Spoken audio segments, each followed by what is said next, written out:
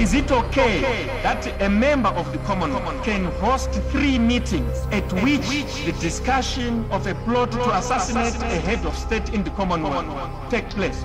We should sit down and say, yes, Pastor, that's okay. We dialogue all the time. Dialogue does not solve anything. Dialogue is a human condition and a permanent human condition. People want action, and the time for action has come. The kind of action that will lead to an outcome. And the outcome must be a democratic outcome without ZANU-PF and without Robert Mugabe. There must be action. But action of that kind is not televised. It is not 8 o'clock news. It has to be carefully planned, and it has to be pursued with dedication and commitment. What greater intimidation is there than a leader of a political party supported by some powerful countries in the world calling on a powerful neighbor to cut off electricity, cut off fuel supply, cut off transport links? Is that not intimidation?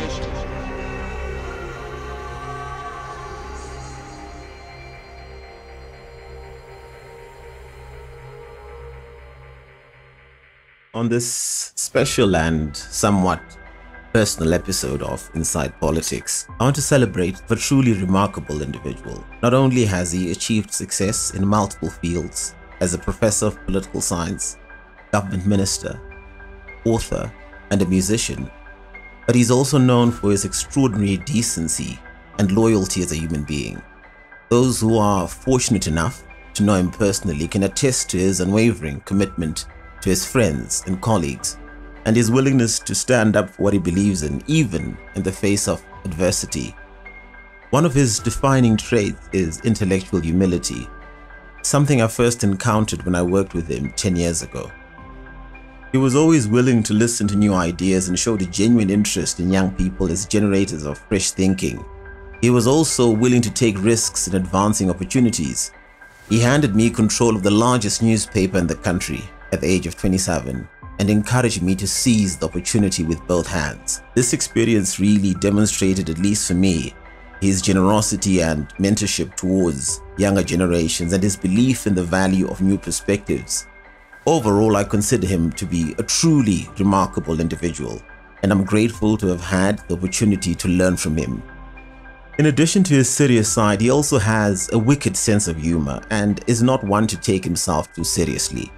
Join me as I pay tribute to this extraordinary man whom I am proud to call my friend and all he has accomplished. Happy birthday, Professor Jonathan Moyo. One of the criticisms I get when people are trying to get on my nerves or to get under my skin, and I've noticed Chofamba does this. I think he posted something some time ago and he said something to the effect that you're Jonathan Moyo's servant. Something to that effect. And I can understand why they would think that's the dynamic in our relationship, because they don't understand the nature of the relationship or even how I got to know Professor Moyo. But I thought it was important to pay tribute to somebody who has been quite influential in my life and who gave me and has continued to give me significant opportunities. And so this is the story of how I met Professor Jonathan Moyo. And then I will be a bit presumptuous and purport to tell you who Professor Jonathan Moyo is. I've known him for the past 10 years. I observe of people online and just generally in the society that he's not someone who's understood. I was going to say well understood. I don't believe that he's understood. I think some people understand, or a lot of people understand, that he's very smart. But beyond that, I don't think he's understood. In fact, I don't actually think he's understood to the extent to which he is a smart guy. He's up there. But this is my honest account of the man that I've known for the past 10 years, and a man that I'm proud to call my friend, Professor Jonathan Moyo. Happy 66th birthday. 66, not 65. Mafamba mkuru. Mafamba. Have a good one. Enjoy it. Enjoy it.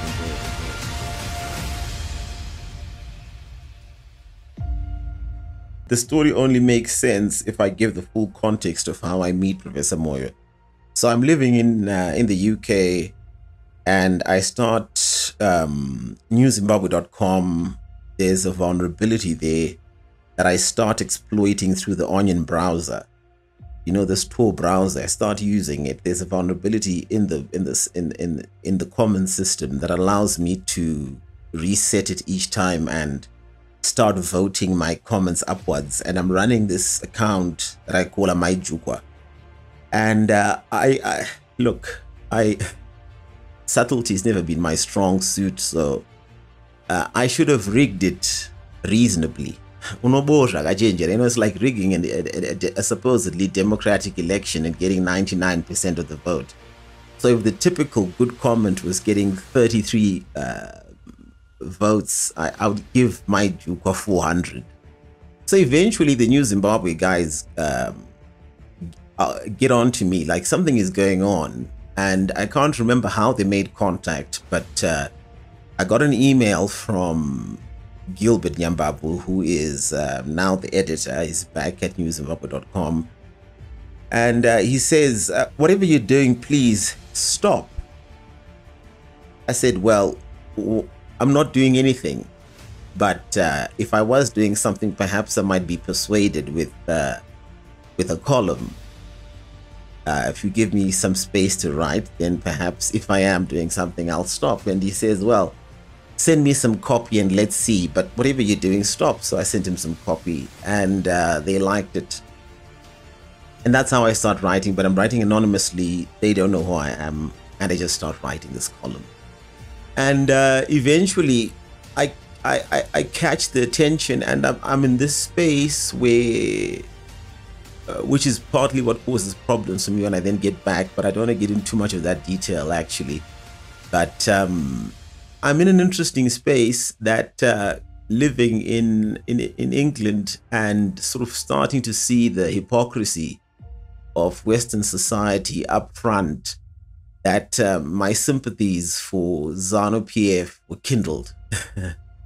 My sympathies for ZANU-PF were kindled. Not so much that I wasn't aware of what they had gotten wrong or what they were guilty of, but more of that the justifications that were being used, namely democracy and human rights, could not possibly be the real basis for those actions, because I was surprised to find that the Queen was having tea and biscuits with tyrants from Saudi Arabia. So this is sort of the birth of my political consciousness, or what I thought was political consciousness, I should say. And this is when I'm in almost 23, 24. That's when I get into this sort of new kind of thinking and start writing. I'm writing the African Aristocrat website, which I would sign off and say, I would sign off saying, writing from the comforts of a Western democracy, I am the African Aristocrat. Oh, wow. And then, well, back to newzimbabwe.com, I started writing, and then I catch, because of the way I was quite critical of the West and I was defending ZANU-PF, I catch the eye of Rugare Gumbo, and he gets in touch with newzimbabwe.com, and he says, listen, can we get the contacts of this Maijukwa character? So I get an email from Gilbert, and he says, listen, the ZANU-PF guys are trying to get your contacts. So I said, no, not a chance. I'm anonymous. I don't intend to reveal my my identity, and that's the end of it. So he says, okay. So I think he says it about 2 times. The 3rd time he comes again, I say the same thing. I say no. And then he says to me, listen, I understand why you might be concerned and unwilling to accept, but there might be an opportunity for you here. So now the moment somebody talks about money, I tend to wake up. I said, what kind of opportunity? And yeah, he was Gilbert, you know. And if it wasn't for Gilbert, life would be in a very, very different place. But he managed to get me to see that there was an opportunity. So next thing is, I get a phone call from Rugare Gumbo. He says, look, am I? And so on. And we laugh. And he says, come. I said, no, but I need money. He says, we don't have any money, but we can give you a farm. I said, that you don't have title deeds. And we chuckled and so on. And yeah, then eventually he said, well, we'll give you some money, but don't charge us too much and so on. And eventually I get to Zimbabwe some months later for the election campaign. And this is why I was quite irritated in 2014 when I got out of prison and I read that Rugare Gumbo was such a coward that he had lied that I had come as a volunteer. And he had not told the truth, that he's the one who had phoned me and requested me to come. Yes, so that aspect of it annoyed me slightly, that he had claimed that I'd come of my own volition, of my own initiative as a volunteer, and that they had actually not, he had not invited me. I suppose everybody wanted to run away, and this is where my respect, my gratitude for Professor Moyo comes, because throughout that entire incident, and this is true, this was not something that he did for me, this is an aspect of his nature that's consistent in all his dealings, because Professor Moyo, all the people I had interacted with, and I had interacted with people in government, he's the one who stood. He's the one who stood forcefully. Many years later, I didn't know this, Patrick Joao, Mugabe's nephew, told me about a meeting that he had with Mugabe and what he said to Mugabe about me. And it's not the sort of thing, you know, when people see, I actually took up prof, really stupid, but Twitter and so on, and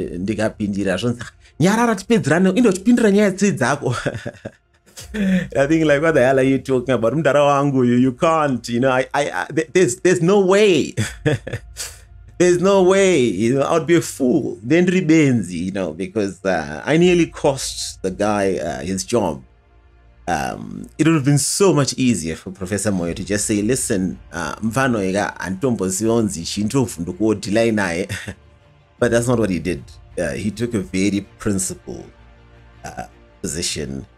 So I get to the final detail of how we meet Professor Moyo, and I'll be done in less than a minute. So I eventually get there. I'm sitting in the waiting room of Rugare Gumbo's office.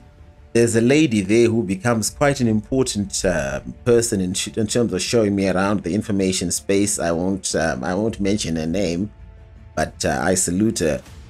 And I'm sitting in there, and she's being quite abrupt, but that's her nature. But she's playful, but I know who green so can if you can also mirror the straight run or who but I sort of got the energy, and I was able to play along, and we were about to strike up some kind of friendship. And Professor Moyo was walking past, so as he walked into to greet her, he said, I know you. I says, yes, I know you. Am I you guys? So that's how we met. And he says, look, I am working on the manifesto, what, and so on. And we chatted. My first impressions of him was that he was extremely rude. That's your impression. If you don't understand, say, you see, my impression, because I said something stupid, you see. I only realized some years later, like, oh wow, that was actually quite idiotic. And he was responding appropriately. But yes, those were my first impressions. And eventually I was then assigned through Rugare Gumbo to work with Professor Moyo, and we worked very well together. And after that, he said, what's the plan? I said, I'm going back to England. He says, why don't you stay and see how you can work with this government that you've helped elect? And for me, it was a no-brainer. It was just really straightforward, because I'd worked very well with him. We'd done great work that was reviewed in the Financial Times. We just did great work. It was a beautiful thing. We played it well. It was a good combination, you know, and I learned a lot in a very short space of time beyond the technical skill. So that's how I meet with Professor Moyo, and then 2014, he extends a huge opportunity, appointing me the youngest Sunday Mail editor at the age of 27, and I was terrified when he did. And he said to me, "Listen, kid, what you lack is experience, and that's what I want to give you. You've got what it takes. Seize this opportunity with both hands." And I did. 3 months, sales were up 18%. 3 months. I didn't last long, but I delivered the goods. I didn't disappoint. But I ran ahead of myself. Now we talk about Professor Jonathan Moyo, and we'll come back to the history much later on. Back in a moment.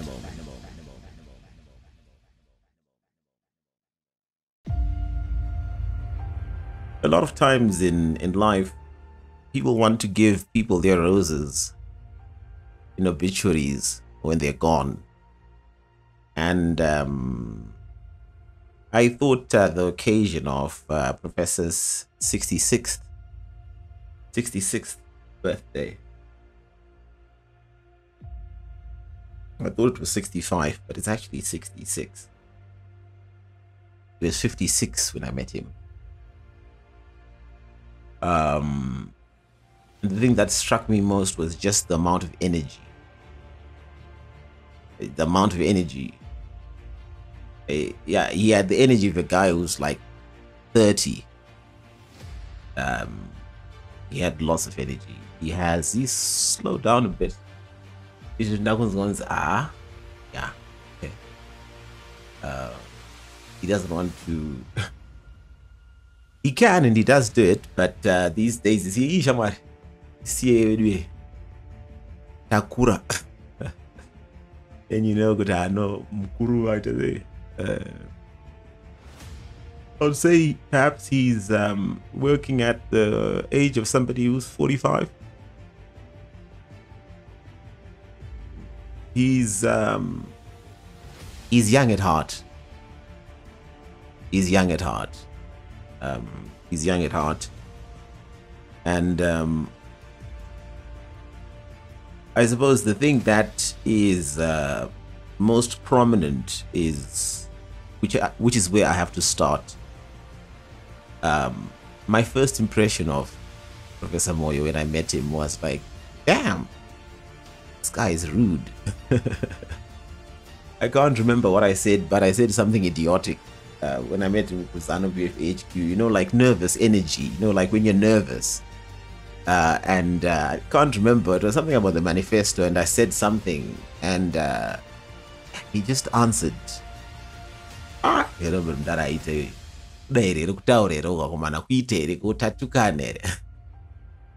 as I worked with him, and if you don't work with him, you can, or if you don't manage to know him personally, you can misunderstand, because his mind is working in a very different way. But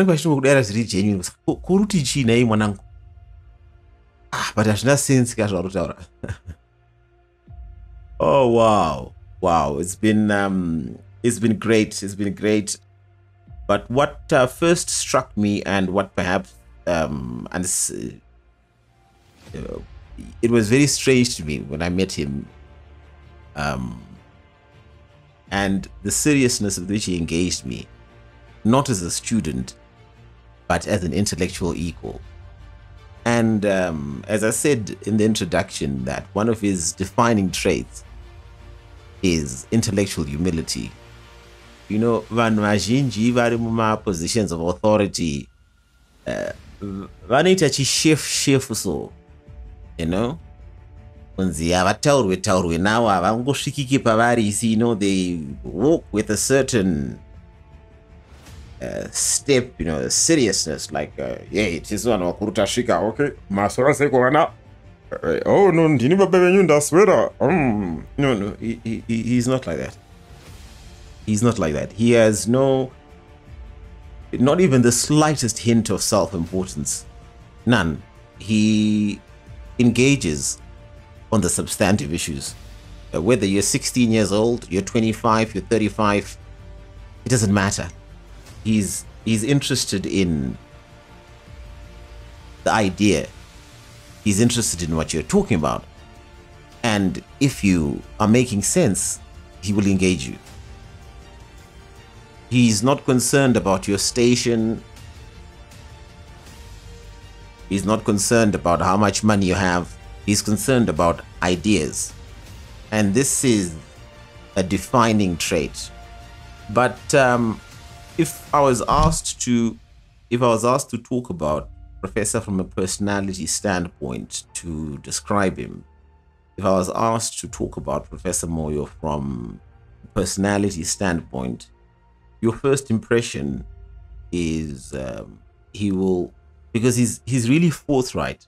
He's not a frivolous guy, and for you to understand what's going on, you need to spend some time with him. Professor Moyo is not the kind of person you ask for advice if you don't really want the advice, because he will give you the advice, and you will see when he gives you the advice that what he's telling you is well considered. He's not the kind of person that you ask for his opinion or his help on an intellectual piece of work, because his yes is a yes and his no is a no.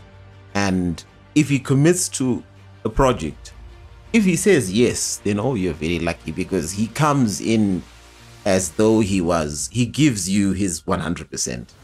He will come in with a dedication to that project as though he was doing it for Robert Mugabe. His yes is a yes and his no is a no. And typically he says no to a lot of things that people ask, because he's not doing it. He's not a frivolous guy.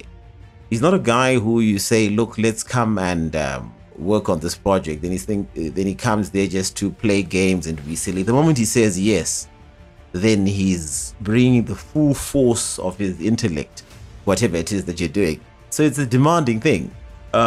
He's wow. He's it's I don't think you can have a talk about who is Jonathan Moyo without having to confront the perception in some just people generally who are watching through a television set or watching some tour happen on Twitter, that he's this abrasive guy who's eager to fight. Hardly. He's a tough guy. He's a tough guy. He's a tough guy with a lot of intellectual humility, who believes that he should engage with anyone and everyone who has ideas. That's the philosophy. But when he engages you with respect. So he expects you to be able to respond, to engage in the conversation. Whereas sometimes people think that they are supposed to be handled with kid gloves. But it's absurd. Why are you having an argument with the professor if you want to be handled with kid gloves? Why even enter the conversation or the debate?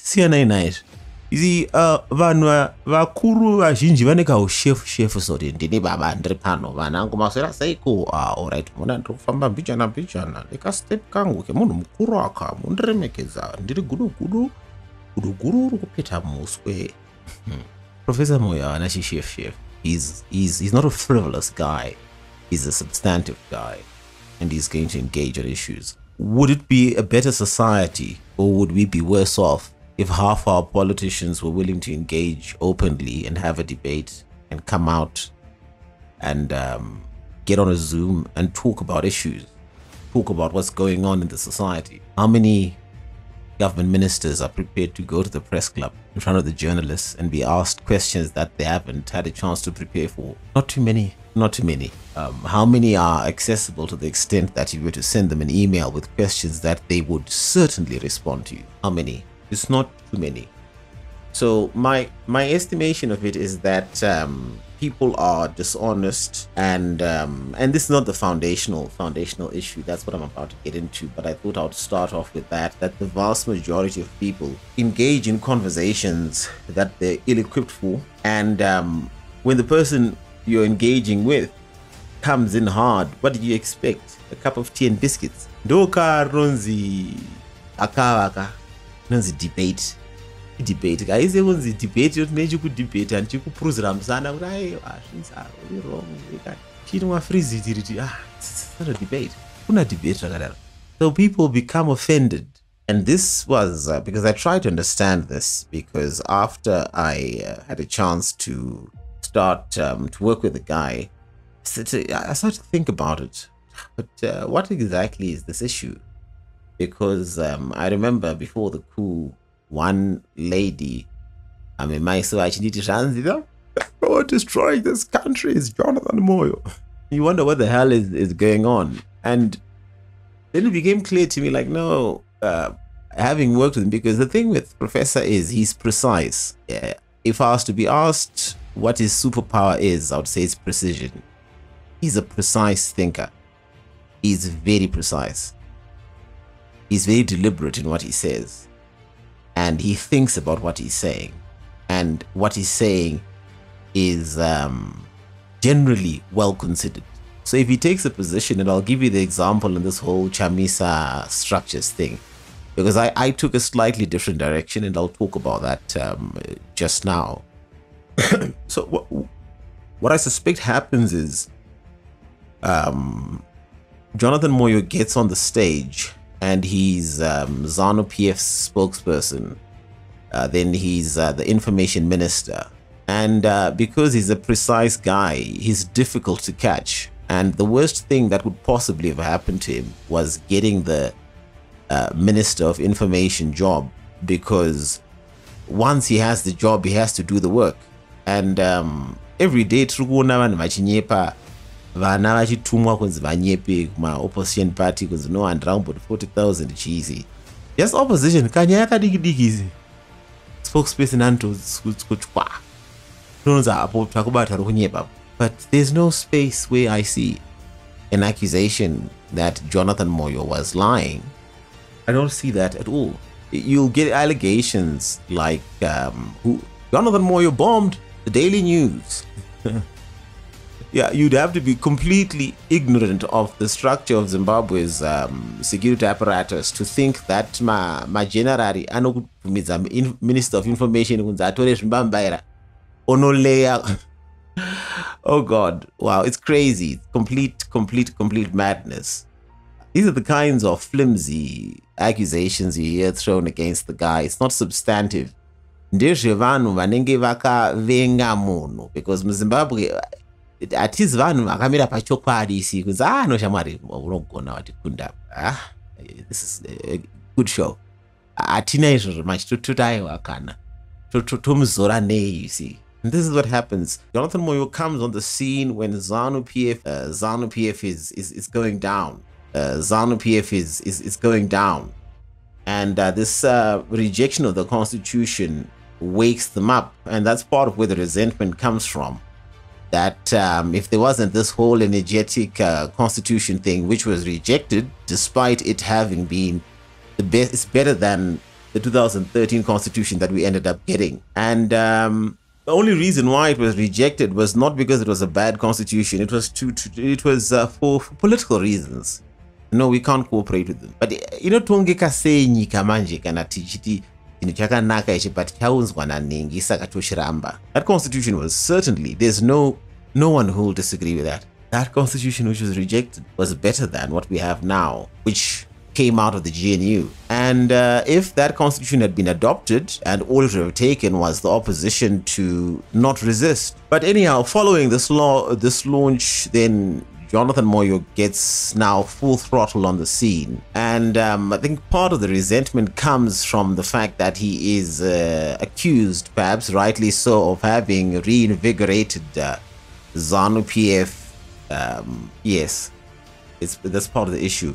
But the real substantive issue why a lot of people have so much resentment is that they were not able to beat him. Jonathan Moyo has is stupid on. Now, Kalori spokesperson will remain there. At press conference, but mwanangu ne point wina ndimgabatadza but no right mwanangu no vamgabe matadza. It's outrageous, crazy. Pakambozvinasvitika kupi. So his great misfortune is being appointed information minister, because I think he did the job too well, which is a kind of inevitability that he really has no option than to do the job well. Jonathan Moyo is not a 50-50 kind of guy. If he says yes, whether you're drafting a letter or a legal argument or whatever it is that you're working on, if you solicit his opinion, he comes with his full intellectual resources to play the game. So it was sort of inevitable that he would end up being the face of ZANU-PF. But you go to Cholocho right now and you ask the residents of Cholocho to say, let's have an approval rating, you know, let's look at how much do you approve of this guy. He will definitely have a much higher approval rating than a lot of opposition members of parliament, because he was an effective guy. Jonathan Moyo ane time yekunze Jonathan Moyo aritsvaga maskiri kunzi ndibuditse mari ndiibe nepapi. Munhu ari kuita zvinhu zvevanhu. You look at go on JSTOR and just type in Jonathan Moyo. Don't type in Jonathan Moyo. You look at papers he was writing in 1992 talking about the land reform. When we're working with Nelson, and we'll get into more detail about this later on, I just want to have a quick overview so that those who want to just get a gist of what's going on without too much detail can pick it up in 20 minutes and be gone.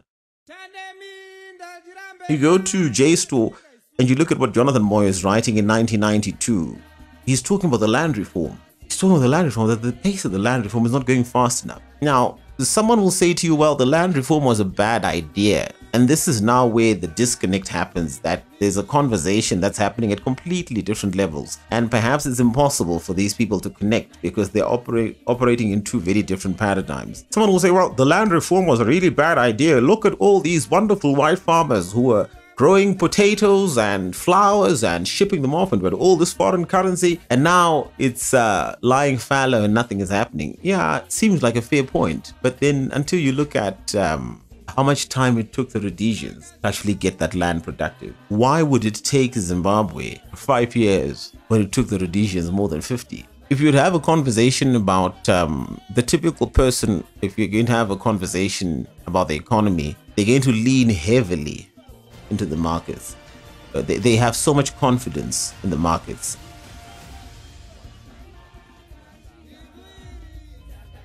But there's a nuance to it. There's a consideration of the ecology. What is the environment? Where are markets useful? Are markets wholly useful and perfect? Well, if they are, then what happened with the 2008 bailouts? Why didn't we let the market sort that out? So always there's a bailout coming. Someone is getting saved by taxpayer dollars, but it's never the poor guy who's getting that bailout. And if you read Karl Polanyi's The Great Transformation, that's a very good picture of where Jonathan Moyo is, the level of nuance. If you read that book, you gain an understanding of how Professor Moyo would be approaching an issue such as land reform, that for him, he fully expects that there's going to be a fight, that there's going to be a pushback by capital, that things are going to be difficult. This is where he pens Rambai Makashinga. He's anticipating it. He can see it coming. But for him, it's an intergenerational thing, that you're creating the foundation for wealth. The moment you move the land out of the hands of 4,000 people and you move it into 260,000 families, households, that's significant. Now, someone who's not followed him or tried to go back, because I was a child when this is happening, like 1992. If you haven't gone back to see what he's talking about in 1992, it's quite possible that you can walk away with the impression that, oh no, you know, this guy is just an opportunistic guy who saw an opportunity to get into government and he had no principles. He was previously criticizing the government, but now here he is leading the land reform, saying Rambai Makashinga, no. He was criticizing the government. Land reform, you're taking too much time. Let's move. That's what he was doing. That's what he was doing. So just to jump back, and I'll become a lot more organized later on. I'm just switching through different places for the benefit of those who don't have time.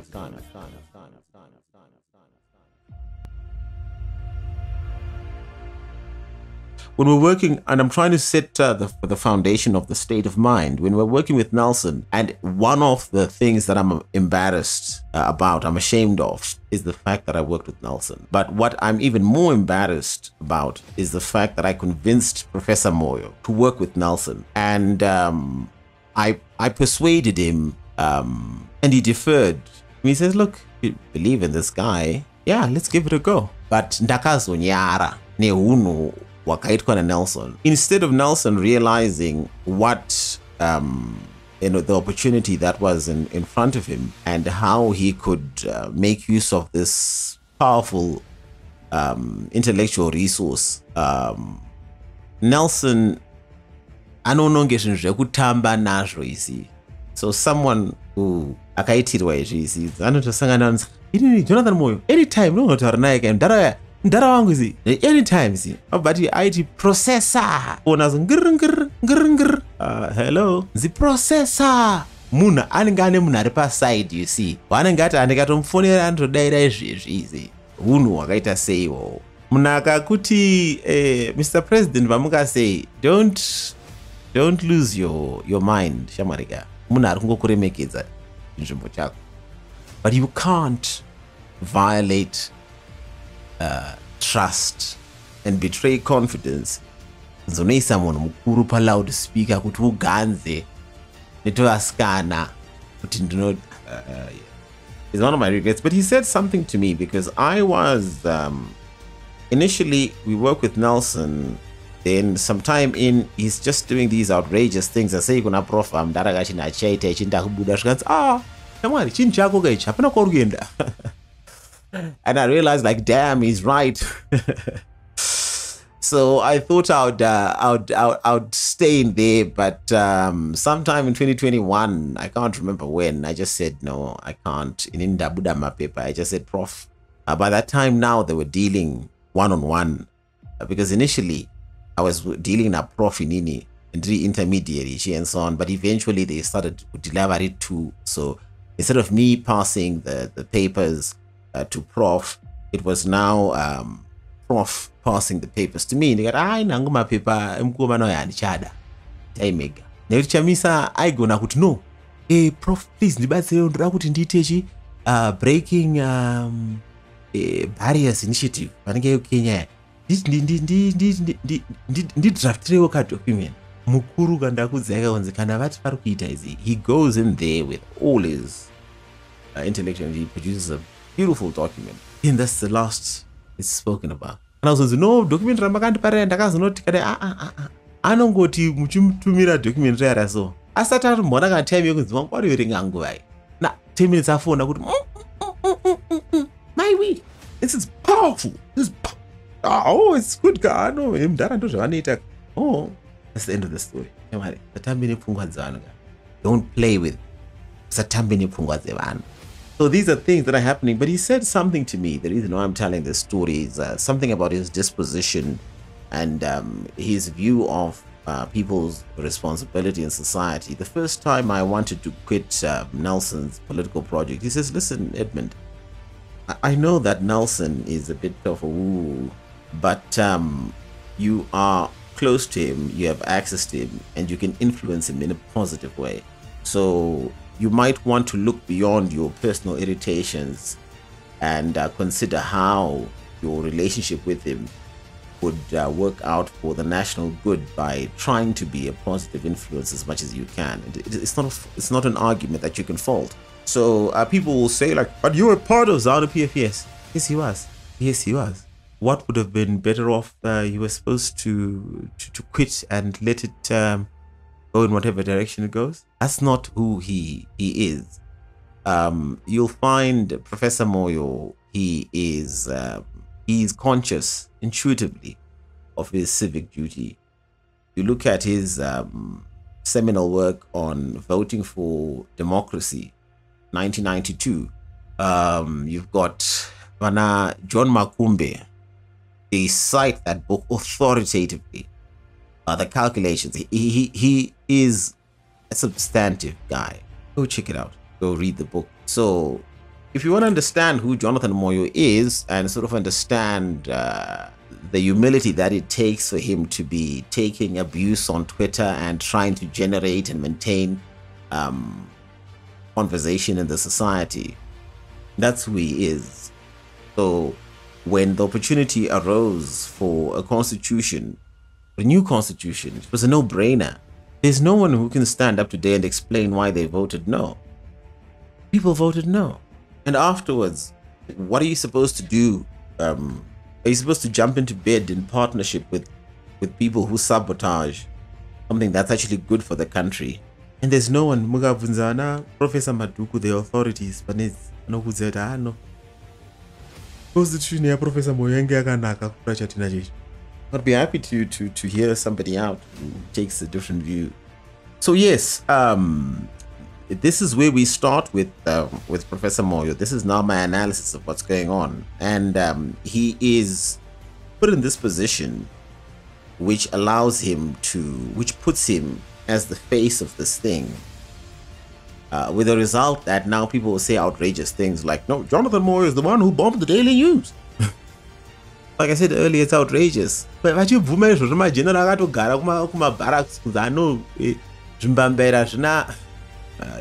kuvenga nekuti maZimbabwean atikwanise kubvuma kuti ano.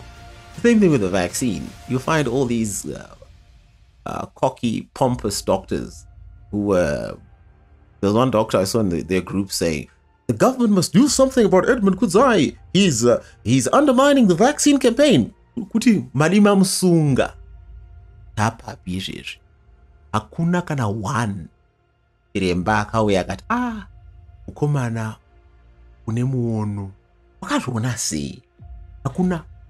Vanotarisa kusaidho nge pasina zvaitika nekuti hatizi vanhu vanobvuma. We're not magnanimous, we're not gracious in defeat. Tinobatkana. So this is the fight iripo pana Professor Moyo. You can't tell me people are talking about, somebody will say, "Jonathan Moyo, you destroyed this country."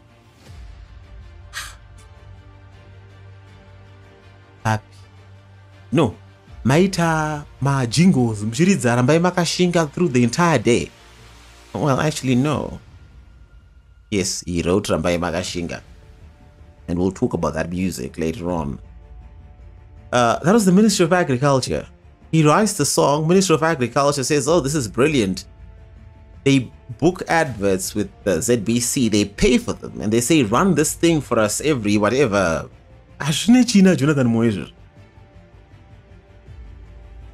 Imulakatora podcast rakatanga kuriridza pa ZBC kusvika kubvira kuseni usiku munova muchindiponda pamba pangu. Outrageous. But again, it's not a substantive issue. Vanhu vanenge vatadza ku prevail on the intellectual terrain, and they turn to frivolous attacks and frivolous accusations. This is where the issue is, and it hardly doesn't surprise me, because ngoti munhu akazvininipisa haoneki kunzi akazvininipisa izvi. Dei ari umwe munhu aingotoseka kuti vanina.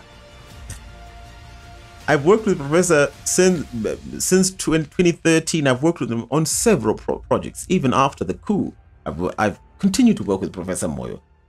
Not in Zimbabwe, outside, consulting on different projects. One place I got called to, I got there, and I'm reading a document, and I'm thinking, this document feels quite peculiar. Because it sounded, it read in a kind of Jonathan Moyo-ish.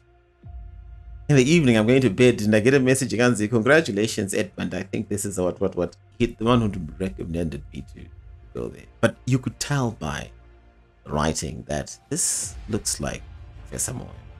He's a smart guy. But that intellectual humility that you can go on Twitter and engage with everybody else without brandishing your credentials and taking an argument for what it is and dissecting it for what it is without any credentialism, that's admirable. We need more leaders who have that disposition. Zvinenge zvakanaka kunzi cabinet minister achiuya mutula achidairana newe achidzorera akataura achidzorera ndonyika ka. But vanoramba kuuya vachitiza vachitya ndova munoti varere mururudemanitso. This is the society. Hatizi vanhu vakamira pachokwadi. Ndataura zvekunzi hakuna munhu dokta kana 1 Zimbabwe muno atandipindira kana mudm.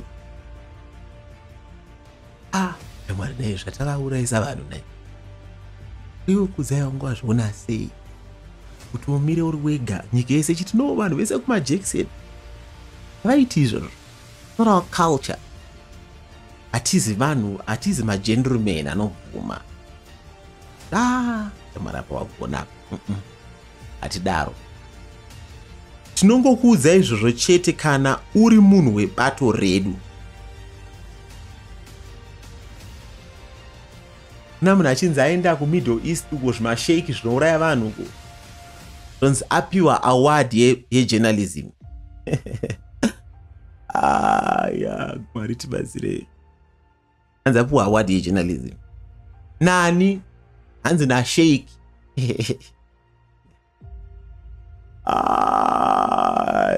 Kanyika kanaka. Mbeu yacho ine pane something. Mbeu yacho pane something chinoitika. Hakuna kana munhu anobvunza but muri kuti munhu apiwa award nasheiki munyika mavo muno mune freedom here yekuti muite journalism. Unanozvitaura nekuti chinhu vanhu chavari kupembedza vari kuti uyu ari kudivi redu. Taure anything chiri negative. Uyu paitemana nana amunangagwa izi Professor Moyo. My friend renge ringirozi kaunzi no, and he's so good. You are so clever chi. Vakazoti vakomana inini kuzi ndiri munhu mukuru ndinganzi ndinosapotana nebato risina mastructure kunzi mukuru webato racho hapana constitution hapana mastructure. Mukuru webato rangonongoti pakati peusiku achinja zvinhu zvamira so hakuna nomubvunza kana kuti no vakomana ndiregerere handikwanisi. What a reasonable person would say. Matukiracho. Matukiracho. Zvinotyisa. Zvinotyisa. Zvinotyisa. So you'll hear somebody say, I think your Famba story, and I don't know if it's a real person or some troll. I don't know, my gyros says, Edmund Kudzai can't think for himself. He's Jonathan Moyo's puppet. Oh God, wow. And they sort of imagine that I'm making tea for Professor Moyo. Vachishandon's mwanandisiro tea. If I'm working at Professor Moyo Tree too, and he wants a cup of tea, I'd make it. Munhu mukuru. He's old enough to be my father. It's a great privilege to be his friend. It's not ndodhuma nawo padoo kunzi hatiri mafesi achipinda padoo mina ndipinde ichi. I can't. Munhu mukuru. But that's not the dynamic that's there, and people who don't understand the history of how I met Professor Moyo. In fact, ndakatotanga kuto encounter nana vakasukuwere first vanarugare gumbo before Professor Moyo. But when I got to work with him, I was certain this one is interesting. Very interesting. Interesting conversation, stimulating, and loves to teach. And he doesn't... Vana Brian Kagoro, vana Dr. Gapa, Vangu winter school, yeah, Professor Moyo. He's a very good judge of character. Now, what happens with me is I meet him during the election, we work together, and for some reason, he reads me correctly. And there's a day, there was a restaurant, a Portuguese restaurant, Papomona. There's a day that he had lunch there with Kasukwere and he invited me. It's the stories you'll never hear about. It's the real politics that happens. I almost said, but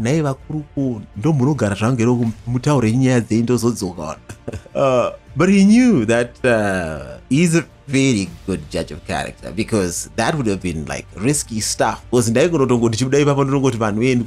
numbers the 50,000 the information. That's what most people would do. That's what most people would do, you know. And but for some reason, he had confidence in me. And in 2014, this is 2013, when he says to me, "It's time. Choose where you want to go. 3 options. Karamba is the one who saved me from a bad one." He says, I could have done the work technically, but there was just too much surrounding it. And eventually got to the Sunday Mail, but I was quite nervous. And he says to me, "You can do it. You've got the goods. What you now need is experience, and that's what I'm giving you." And he said something to me. He says, "This is an opportunity. I want you to seize it with both hands. You've got a gift." And I did seize it with both hands. Go to Zim Papers and ask them. Sales up 18% in 3 months. It's not trivial. How was he able to tell that I could pull it off? He's a very good judge of character. Nyaya Zamara, who disappeared, and people said, "You said Zamara had skipped the border." Of course, everybody thought. And this is where you see the moral, the immorality, the dishonesty. The people who level these accusations, people in the opposition make it seem as though Zamara was one of them. No, he was not. He was an outcast. Zamara was an outcast in the opposition. Akatanga ku-habilitate, but after there was now political capital associated with his name. That's what happened. Now, when Zamara disappears, I didn't know who Zamara was, and I read the story and I got, who's the guy? I went online and read a few articles about the guy, and I thought, but that was my initial inclinations. He's going to surface in a few months. And I understand within government there'd been a presentation by someone, let's just say that, who had said, "We've got intelligence, he skipped the border, and so on." Now, at this level of government, this is a report that's been given. Alright, straightforward. But as time began to pass, it became apparent, like, no, there's no way he could have been, the system would not let him get away with this. They were sniffer out, but he was man enough to come out and say, how many people in government since independence have had the courage to take a position when the moon but you find man twista so chishandura. No wakati, because it's not about the truth. It's about what can you use, no matter how dishonest it is, to disarm someone who you're not able to engage with on an intellectual plane. Girlfriend, oh God, wow, the girlfriend. So that's my estimation of where the bad blood comes from. Now, obviously, there's the perception that people project. You know, people see you, they assume that you're this kind of person, but it's only really the people who deal with you every day who recognize what kind of person you are.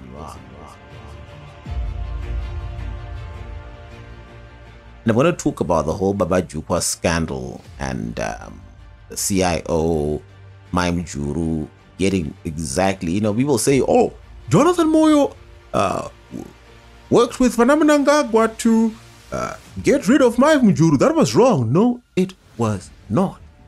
Maim Juru got exactly what she deserved. Maim Juru got exactly what she deserved. I'll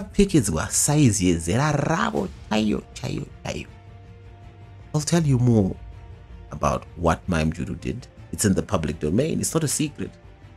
Is it the suggestion that Maim Juru can attack politically with falsehoods and lies to destroy innocent people and put young, innocent men in prison to advance her political ambitions, and she's supposed to get away with it because she's a woman? It's an outrage. It's complete nonsense. When I saw Maim Juru go down, I danced a jig and they well done.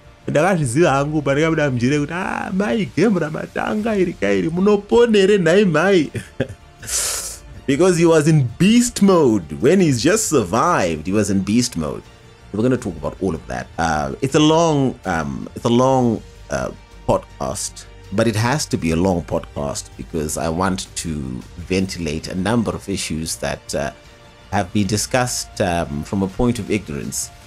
But Jonathan Moyo is not as he seems. He is a leader in the society. He's a visionary. He's an intellectual. He's a thinker. As munu akachipa isi. There's this book that runs The Wealth of Nations that students of politics will be familiar with.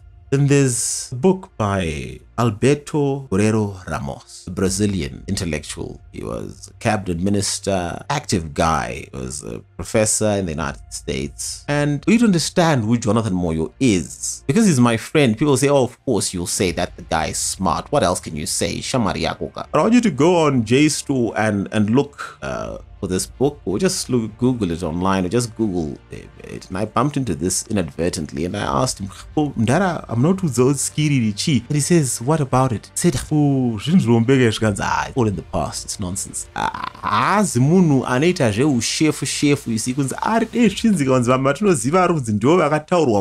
I'm going to tell you what's said in this book about him. To understand the mind, the power of that mind. Vanhu vangwari close kana Mugabe vaya vakatandwa kaMuzanu PF ikatofa yakaloda. They never came back. Mugabe haazi munhu kakunzi unomuitira zvino but anonda kuregerera. Aregerere Mugabe. Ukuregerera. Aregereri. But Mugabe, he came back. Professor Moyo came back. The reason why he came back, and he comes back initially brought into the Central Committee, then the next year he's brought into the Politburo. That's 2010. And Mugabe says, Mugabe says, Msoro damba, chakoma msoro. And people will say, no, you were bootlicking. I bootlika Mugabe. Can I bootlika? I was msoro damba pakuti chi. Was he supposed to to come out of a newspaper and do to Mugabe? Right? Outrageous. It can't be a serious society that says things that are apparently contradictory like that. But Mugabe says, I think this Mutare perhaps conference, he says, this is something to the effect of, and you have to encounter that Jonathan Moyo. Because akatanga kuda kukubatira iso, he's got a gift. And in this book, Alberto Guerrero Ramos, the New Sciences Organizations, a reconceptualization of the wealth of nations. This book, Alberto Guerrero Ramos, this Brazilian academic, cabinet minister, distinguished guy, professor at University of South California, I think, where professor was a student. And in the acknowledgements of this book, this is a serious book. There's a name that's there, 1982. It's Jonathan Moyo. He's not a fellow lecturer. He's a student. He's not doing his PhD. He's not doing a master's. He's an undergrad. He's an undergrad who distinguishes himself to the point he was a professor. I thank these people for helping me clarify my thoughts. This is the depth that we're talking about. A professor as distinguished as this guy, a reconceptualization of the wealth of nations. That is ambitious. You don't reconceptualize. No, reconceptualize a wealth of nations. And in that book, you have an undergrad, Achinzi, Dinokutenda, Jonathan Moyo. Wakaita kuti oh, that's a mind. That's a mind. That's a mind. It's not trivial. So he can never talk about himself, but those of us who are around him can talk about him and tell the truth about who he is and give him his roses while he's still alive. The man is brilliant. So we're going to go through different sections. Pax Afro, the music, what's happening with that history. Chicha Kaitika, what was going on. Pax Afro, it's an outrage. Can you imagine you go to Germany and you get on the train or a bus or you're watching TV and they're playing music from Japan. But you're not TV Japan. Crazy. There's no society that does, Jonathan Moyo comes in and says, people like Western music. Popular. How is the industry going to grow locally unless you give it space? You have to take away the competition. You take away the competition, give it space. Otherwise, it will be stifled. Local content, it wasn't 100%, I think it was 75%. But when I said BC wanga wasina mari manje zvikwereti zvavamomotera and so on. So vakangoti thanks wena towanda nepapa 100%. It's not what the law said. But where are we now? 20 years later, 2 decades later, what is the fruit of that local content policy? Now you've got brilliant, man. Killer Teeth is now PE. I hardly listen to anything outside of Zimbabwean local music. Yeah, I've got some stuff I listen to, but I can keep myself really well entertained just locally. The quality, the standard of the music is now really up there. The different genres. Who opened the way? Mana Rocky Mana Decibel. Who opened? Mana Sani Makalima. Who opened that? It took somebody with a vision. There's no way this thing will work if we get them to compete in Mariah Carey. She's got $10 million behind her. These kids don't. It's fine. Yeah, they're not going. But that's a visionary. You have to be able to see. Now, man, I know Chema. No, that's not besides Mariah Carey. If you're a leader, what do? Do you say, whenever Chema Vice Mariah Carey? Just need to hear it. But you don't hear any acknowledgements. You don't hear any acknowledgements to say, wow, what a guy, what a thinker. How did you see it? Makashwana say, let's celebrate this man for this policy. Do I say Chimbambera? I'm telling you, scam Dareo. Aunakuya na chuchirimbachi. Mdare Tirivano Akaita say, Ivano Asnakumira Pachopadi. We're not gracious. No. What is that we ran it, but from Kuruhapa, this was well spotted. In these circumstances, the progressive democratic forces must throw everything at their disposal against the government. Is it not intimidation for people who had a political party that wants to govern in this country to sit down with legislators in America and write a law which they call the Zimbabwe Democracy Bill? Is that not intimidation? They want to allow foreign legislators to make laws for us in advance of our election, telling the people of Zimbabwe, vote this way. If you vote that way, we will slap these sanctions on you. You want to talk to us about intimidation? Is that not intimidation? Is it not intimidation to have 15 powerful European countries slapping so-called smart sanctions, which at the end of the day are very foolish? Is that not intimidation? Through this trash report by that team of Abu Bakr.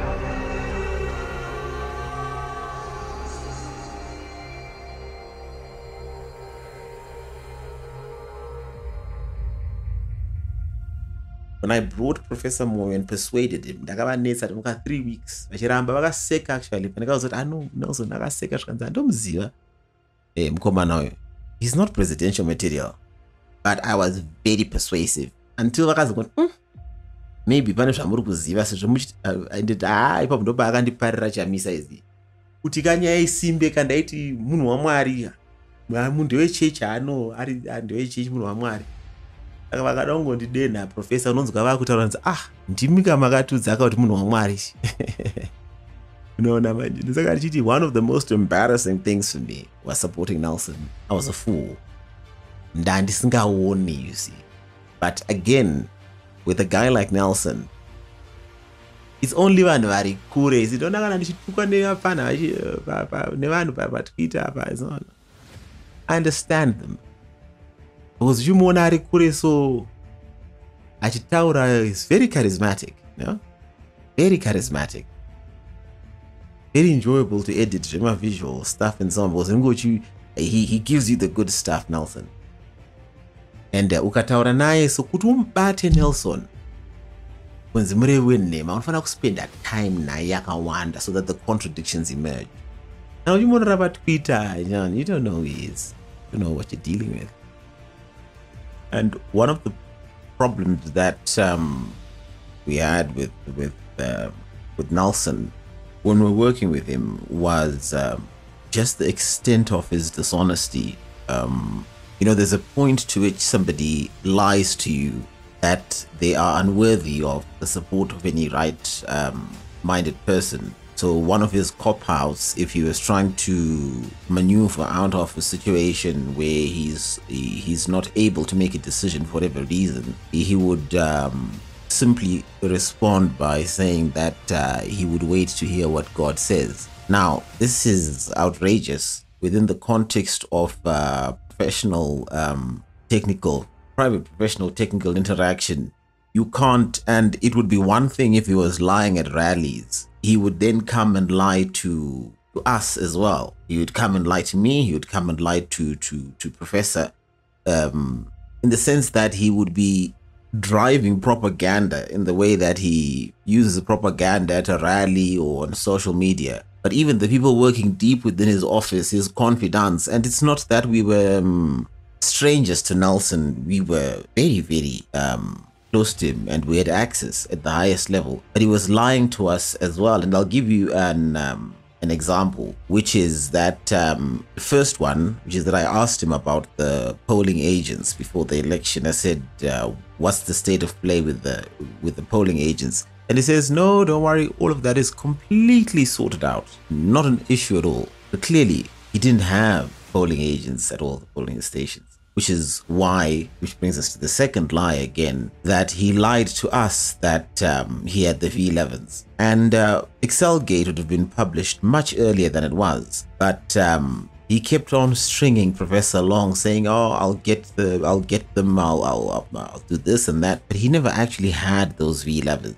in the first place. He didn't have them, but he was lying. Then the other lie he told was that he had a nuclear option legally. So there was a reasonable amount of confidence that the guy knows what he's doing. You don't ever really think that somebody could put on such an act knowing themselves to be entirely an imposter in this kind of environment, but that's precisely what has happened. So it's an issue.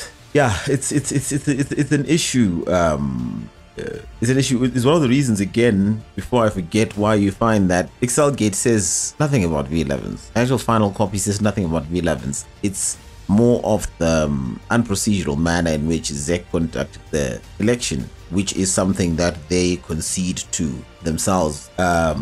And I think there's a broader problem that has to be addressed in the sense of how do we relate, how do political leaders integrate their beliefs or their faith within politics, the context of national politics. Would it be acceptable, for example, if a politician anotenda mu midzimi yake akauya parala utaze ushita zvinhu zvake tora sinafu yake pa mudombo bute mudombo yange yakaipei? What's the limit to zvatinoita? Apedza mutombo kudaro bvati ndauzwa nevadzimi vangu kuti rekedzai zvamuri kuita panapa, meeting yapera. What's wrong with that? Because this is precisely the manner in which Nelson was operating his office when we worked with him.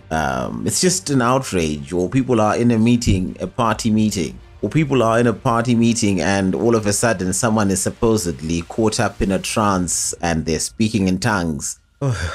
Wow, may God help us. May God help us. It's very difficult to deal with that kind of situation, particularly if you're in my situation where you've oversold someone, and now the thing is coming back to bite you. And that's precisely what happened in my case, that it really did come back to bite me. And I consider it one of yes, it was unfortunate, really. It was unfortunate, because I did not expect that he would conduct himself in that manner. You can't. I remember quite vividly the day when Mugabe is at Shamyarira's funeral, or the day that Shamyarira dies, or I'm not sure if it was the day after, but Mugabe goes to pay his respects. And I remember specifically what had happened is there was a young woman who had a baby with Trangirai who had gotten in touch with me, and she wanted some money in exchange for, well, I'm not sure that's entirely accurate, actually. I think I'm the one who was trying to, yeah, in fact, look, let me just tell the story in a slightly different way to save all parties involved any potential trouble. But I remember very clearly that the day when Mugabe made those devil incarnate remarks, Shamyarira had died.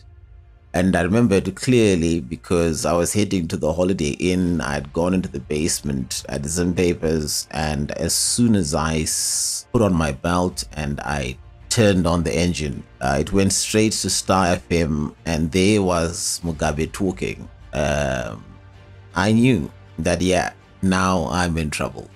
Because Professor had warned me the week before, like, they're coming, and I just thought, this is outrageous. Why would they come?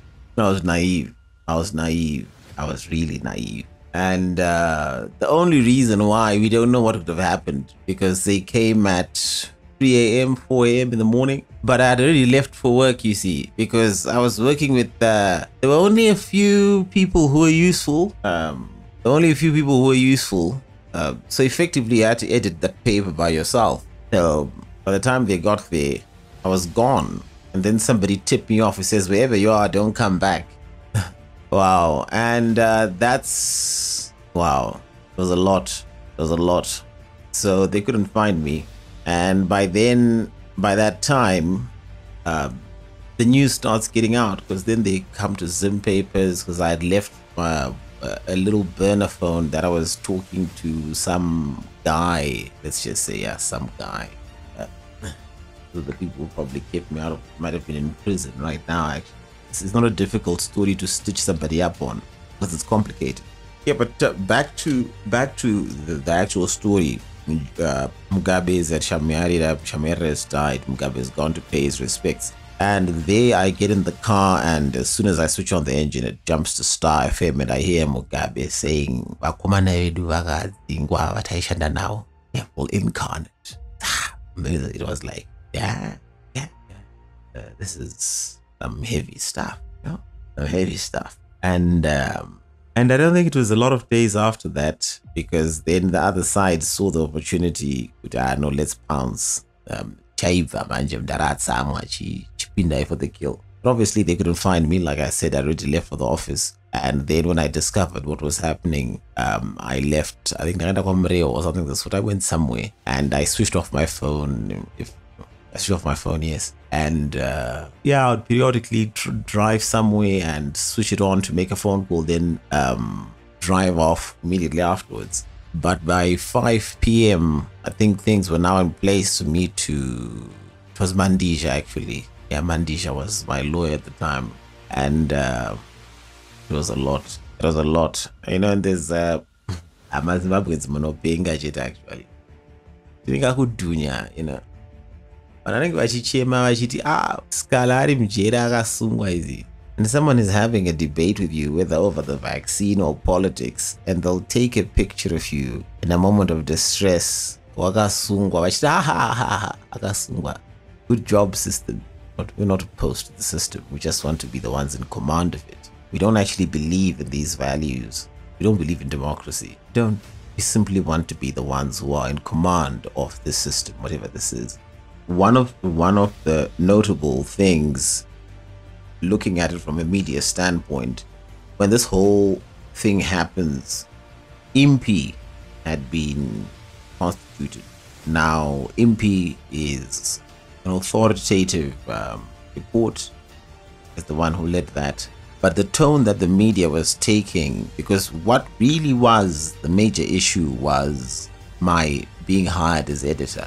That was the major issue, because there was irritation, you see. And now there was an accusation that actually Professor Moyo had been my handler when I was in the UK, and whatever I had said against the First Family was actually Professor Moyo saying it, which was completely outrageous, completely nonsensical. But he had been told it in such a way as to believe it. And it was crazy. Actually, it was crazy stuff, and the media was taking the position, was not taking a position of trying to assist.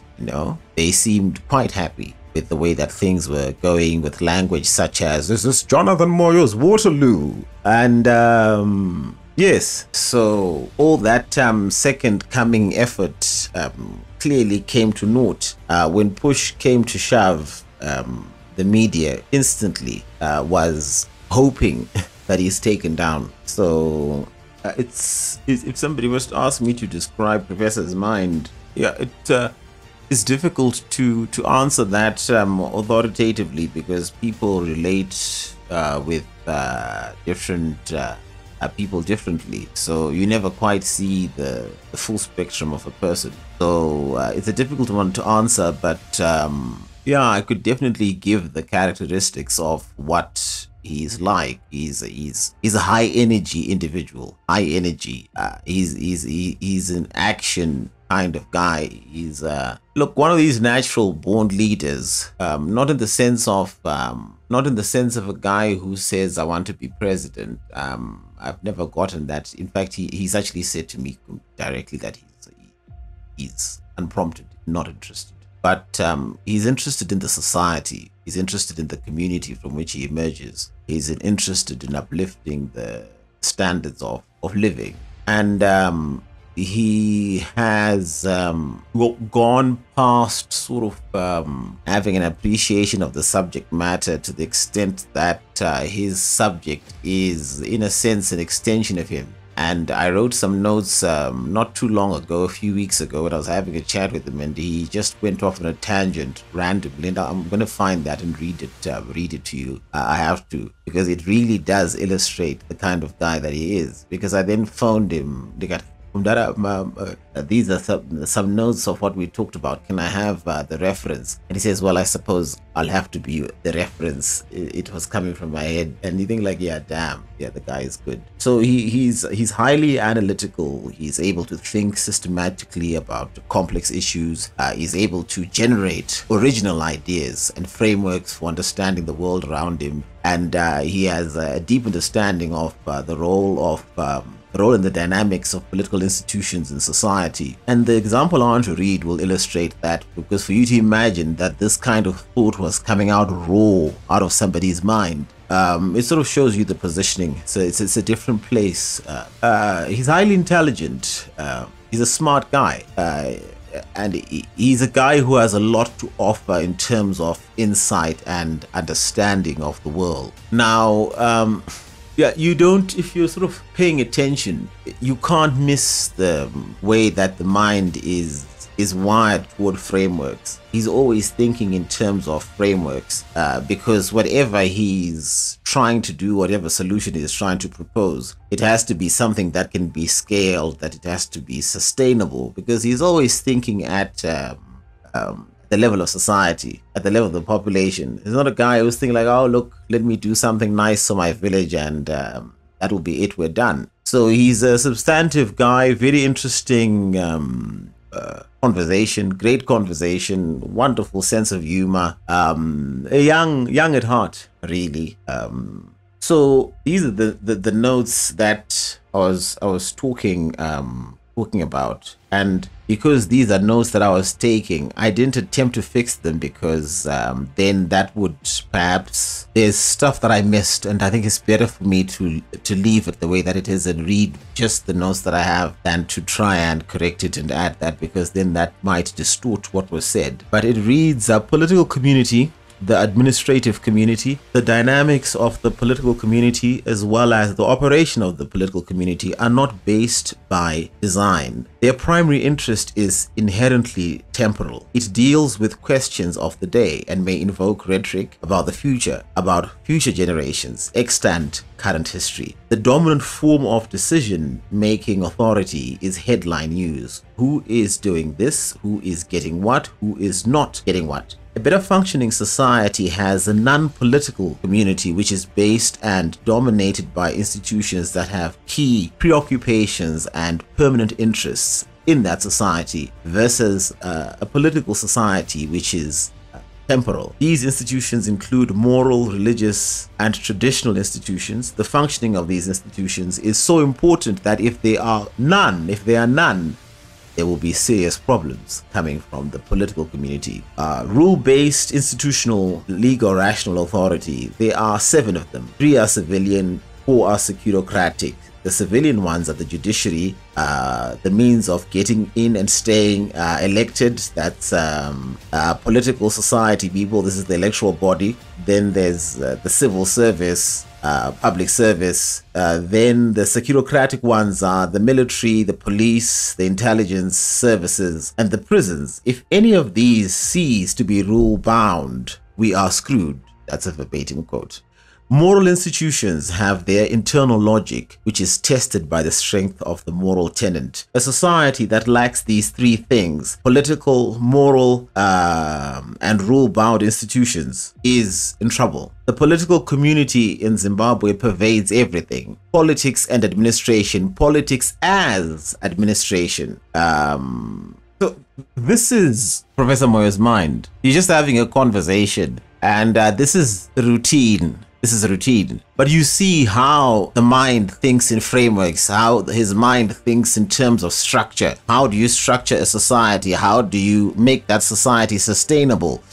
What are the key institutions and what is the dynamic between those institutions for you to have a society that is stable? Very interesting paper in which Ibo Manda's features from the early 1990s, but I think it would be a good read. I'm going to try and extract the... Yeah, well, I think it's actually better if people just go to JSTOR and read it for themselves, because it's a bit of a sensitive one. But it's the same kind of conversation. You're still looking at Jonathan Moyo analyzing the society from a framework perspective. The perspective is always the framework. And earlier I made the point about what Professor said to me about Nelson when I wanted to quit earlier on. And he says, listen, when you have access to a person who's in a position of authority or is potentially going to be a position of authority, it is your responsibility to exercise that influence as best as you can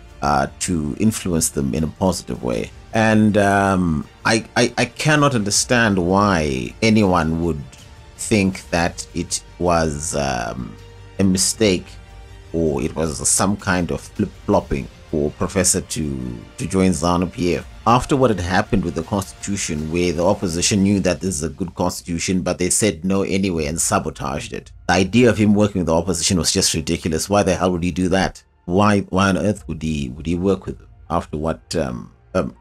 Well, look at it this way. Professor Moyo is talking about the land reform. He is pressing the government, saying that the process is not moving fast enough. This is early 90s. This is his position, early 90s. Now, he goes in with a new constitution, allows the people of Zimbabwe to get their hands on the land, which is what the liberation struggle was about. And that constitution is rejected. And it's rejected because of campaigning by the opposition working in codes with the farmers.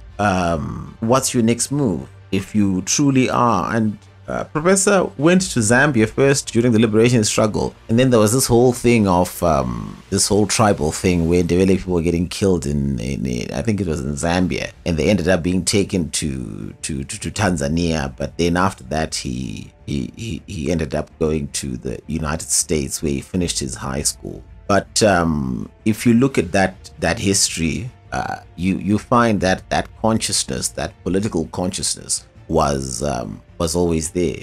If you look at that history, that here's a young guy who hasn't even finished school and he wants to go and fight in the liberation struggle. Stuff happens. He ends up going to the United States. He tries to push through this new constitution that would allow a more accelerated land reform. It's voted no. What do? You join the guys who voted no. It doesn't make sense. And in any case, then you look at there was this school of thought that when things start getting ugly in ZANU, the intellectuals left. So there was always a debate. I made to understand about, was this a mistake? Have we surrendered this thing? Well, I'll leave that for people to decide for themselves. But going in to ZANU-PF, working with ZANU-PF appears to have been the only card that was available if you wanted to win this fight and have it be sustainable. I can't see how someone who's voted against something you believe in so strongly that you end up as allies with, it just doesn't work. And when you listen to Professor Moyo talking about the land reform program, if you haven't sort of followed that story from its beginning, you sort of think like, oh, well, here's a propagandist or this spin doctor sounding very persuasive, but it's not an act. The guy is a virulent, no, virulent is the wrong word. He's as this violent, but he's a forceful nationalist. He believes it. He believes it. And I wouldn't say he's not a racist. I don't believe he's racist, but I think he's a lot tougher on, he's distinctively tough on white people. And I asked him once why that was, and he says, it's because I know what they think. Because when I was born, there was no pretending. There was no pretending. They simply made you aware of what you were, as far as they were concerned. So yeah, he doesn't. He won't tolerate even just the hint of racial bias. He won't. But yes, that's the story of at least that's the first part of it, of Professor Moyo going to ZANU-PF after the new constitution is rejected, a decision that everyone now agrees was a foolish one. Now, fair enough. After getting in, what next? What happened? There's this very interesting thing that that Prof does, where if you're talking about that new constitution, he has a very good reason, and I hope this one he'll talk about and explain it himself. I won't possibly do it justice, but he's talking about cycles, political cycles, where after 20 years people's eyes open up and they realize, what have we done? And then there's that opportunity, that opening for a transformation, for change to happen, and that constitution was the change, but it was rejected. That constitution was the change. So that's the context in which, as far as I see it, that his military contributions should be regarded. Jonathan Moyo is a deep intellectual thinker who operates at a different level from anyone. I didn't know the level at which he operated when I first interacted with him until one day he gave me an impromptu lecture on the good society. That's the moment that I realized that I was in the presence of greatness. He is a sovereign individual who has no master. He's a person who is a mental risk taker, who is able to channel the unknown, throwing rational thinking out of the window when it's necessary to create new solutions and coming up with ideas that are truly beautiful. He has a sarcastic, irreverent nature, and I think he sort of enjoys poking people. He has an ability to put his mind to work when he decides to, and to channel his abilities whenever he decides to. He's a funny guy. He could have been in a different life. He could have been an actor, a writer, a comedian. He's really a funny guy. So 3 hours, is really a funny guy. And his nature is bold, it's assertive, and he has noble intentions, and he is someone who's willing to support people and projects that he cares about. He's extremely protective of his community, of his friends, of his colleagues, and he's resilient. He's resilient. He's not the kind of person who faces a challenge and then collapses or surrenders under it when he's faced with a challenge. He's got what it takes to stand and to fight. I think one of his greatest gifts is precision. One of his greatest gifts is precision. The ability to at the spur of the moment, he's able to spot a contradiction very quickly. I remember one conversation. He said to me, we were talking about somebody we were working with who was being a bit funny, and he said to me, the problem is that he won't tell you how much the contract is worth, he said. And I replied, well, he'll tell you, but not the actual amount. Then he replied very quickly, that's what I said. Took me a moment to process, and I realized that that's precisely what he'd said. So he's very quick. He's at a speed. He's very deliberate in his choice of words. So kana usingaterere manje kunzi chichirikiti kanokubata. Kanokubata manje. Now when that kind of person is in a position ya information minister, kana muri vanhu vema porridge amukwanise kumubata manje. And I suspect that this is one of the reasons why he rubs some people up the wrong way, because they find that ability to retort quickly. They're irritated by it, and it's not something that they can beat. And I think his great misfortune was being appointed to the Ministry of Information, which is a ministry that was well suited to his skills. And this is happening at a time when Zimbabwe is there's a lot going on politically, and it requires someone who's really forceful, someone who's dominant, someone who's aggressive, and somebody who has the wit to pull it off, and he put on a good show. I'm not quite sure what people expected him to do, whether or not people thought that he would be at a press conference or the media would catch up with him and ask him a question, and then he says, "Oh wow, that's a really good question. Yeah, wow, I didn't thought of it that way. I think you're right that the government is wrong. I think the president is wrong. Wow, thank you for showing me in the different light." That's not even in the most vibrant democracy in the world does that happen. That's not part of the job description. Look what's happening right now in the United States, in Western societies with COVID and these mRNA jabs. The government position, the job of the person who's defending that is to do precisely that, which is to defend. Saka, maida kutaite say, nzati no, inde matibata wena wana, yabata aba wamgabe akatadza wena. What kind of fantasy is that? Doesn't happen. We see right now, just even still in the opposition, you'll find spokespersons will not concede the error of their leader. You won't hear them concede. You won't hear Maere or Stalos saying Nelson made a mistake.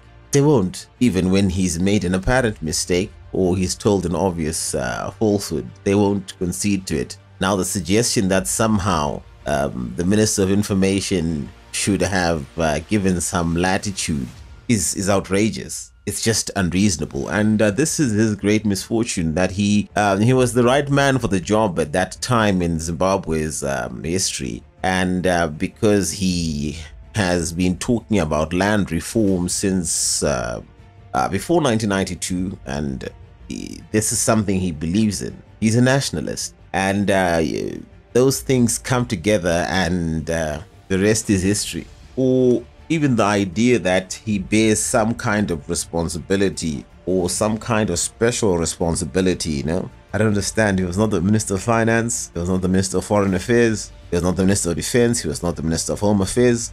How would he bear responsibility? Because he somehow did his job too well. You won't hear any talk about the people who are actually holding critical portfolios, the security portfolios, the finance portfolios. Nobody talks about them. Everybody talks about Jonathan Moyo. Why? And some of his he's got a lot of these. He's really good at creating names and quotable quotes. Yeah, that one is second nature. That comes as second nature. And he's come up with quite a few, he's come up with quite a few. There's normalizing the abnormal. Then I think the classic one is he who appoints can also disappoint. Then Zimbabwe will never be a colony again. The other one is Harare is not Zimbabwe and Zimbabwe is not Harare. Then this one sort of got him into a bit of trouble. He says, when the army is deployed, it's not a picnic. Then this one again got him into a little bit of trouble. This was, he says, you thought you were untouchable, but now the long arm of the law is going to touch you everywhere. And I'm not sure people actually quite understand a lot of this, how prolific Jonathan Moyo is. Right now, he's working on an amapiano song. He's working on a song, Oliver Mtuguzi. That one might be a hot one. The Oliver Mtuguzi one is is interesting. He's prolific.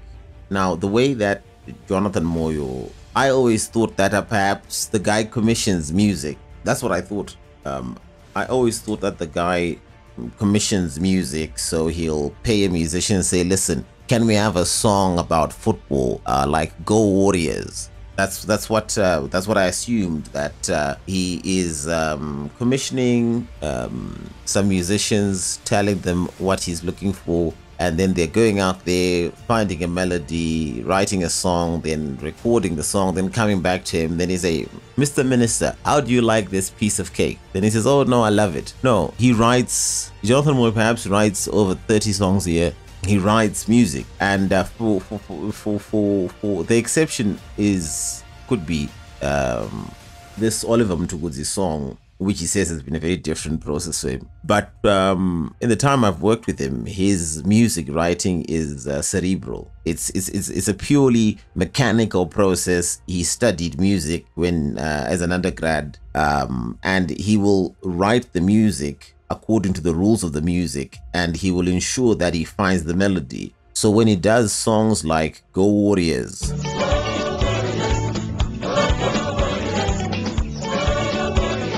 come to Victoria Falls down in Zimbabwe,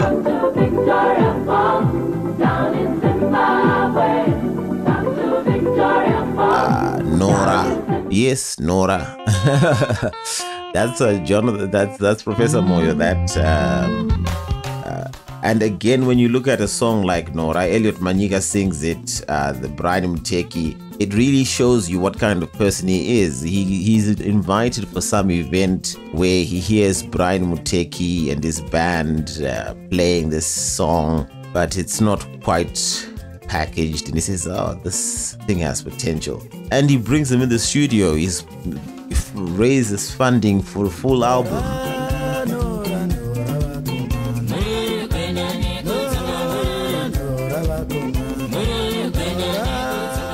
And he says, let's do this, let's do a video. And he goes all the way.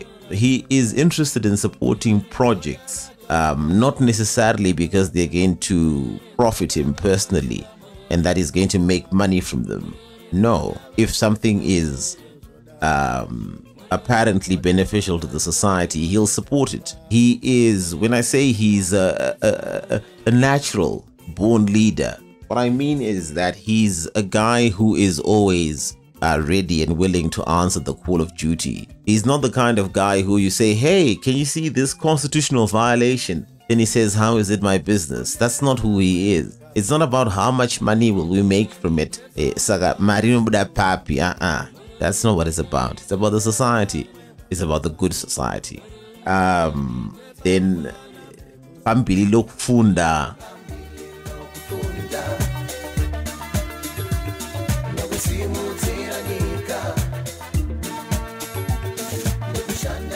This is Jonathan. These songs are big on radio at different times and different in different ways.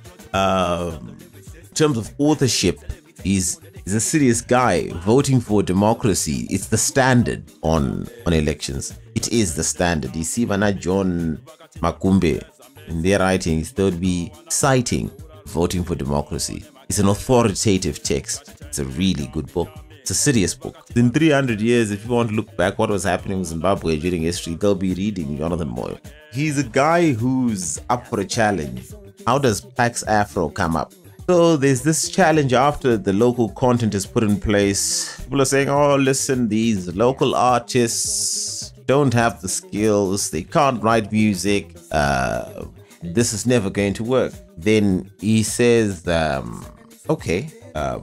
He challenges himself and he says, listen, I'm going to write 100 songs. Choose the best 26. And that was Pax Afro, the double disc album. So when they said, no, we can't write music in Zimbabwe, he said, look, I'm going to show you that it can be done, that we can produce pop music, good, authentic, local pop music that works. And he wrote 100 songs. And then he says, okay, now choose the 26 that you like and let's do an album. Then find young people who are talented, who can sing, and let's get them in the studio. Let's do a great production. So the whole idea behind Pax Afro is it's a demonstration that it can be done. It's a demonstration that it can be done. So you realize when you see what inspires these actions, now that you've gone 2 decades and you have this local music scene, which now feels very natural.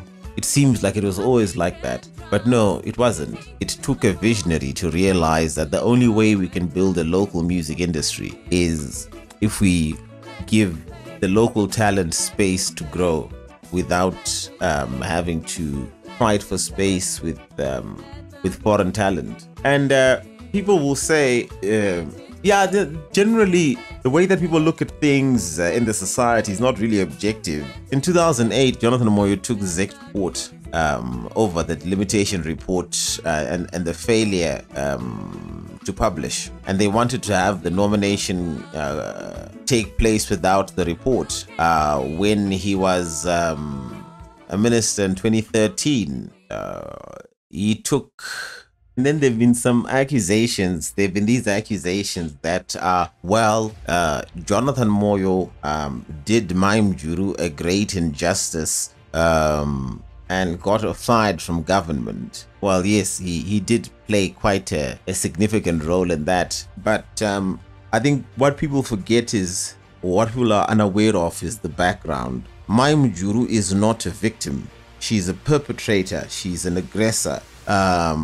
She's a dishonest political actor. She's the one who provokes a fight that she ultimately is unable to sustain, and she ends up with the bloody nose out of government. But when Impi happens, this Impi report, she tells Mugabe that this whole Impi thing is a regime change project.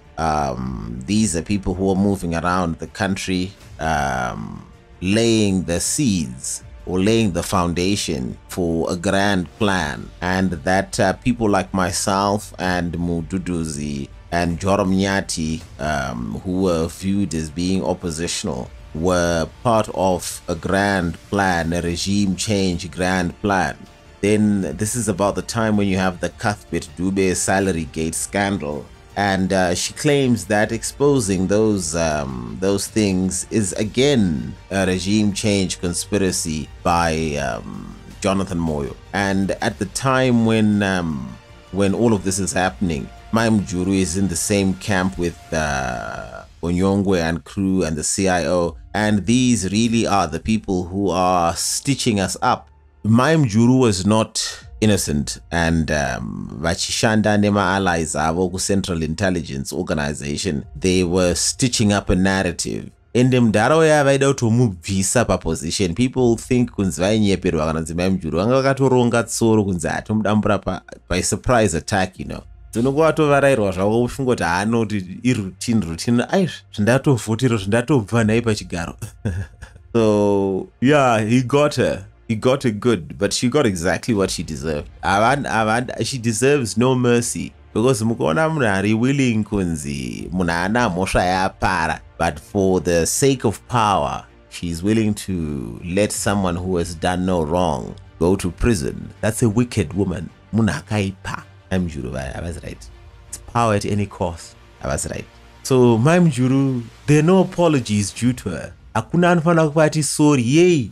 Sorry, yay. No apologies will be forthcoming. Yeah, Jonathan Moyo would fit into the category, perhaps, post-independence of cabinet ministers, intellectuals who created the framework of the direction which society is supposed to take. You have Stan Mudenge, Nathan Shamyarira, and Jonathan Moyo. It's not in doubt, it's not in contest. That is who he is.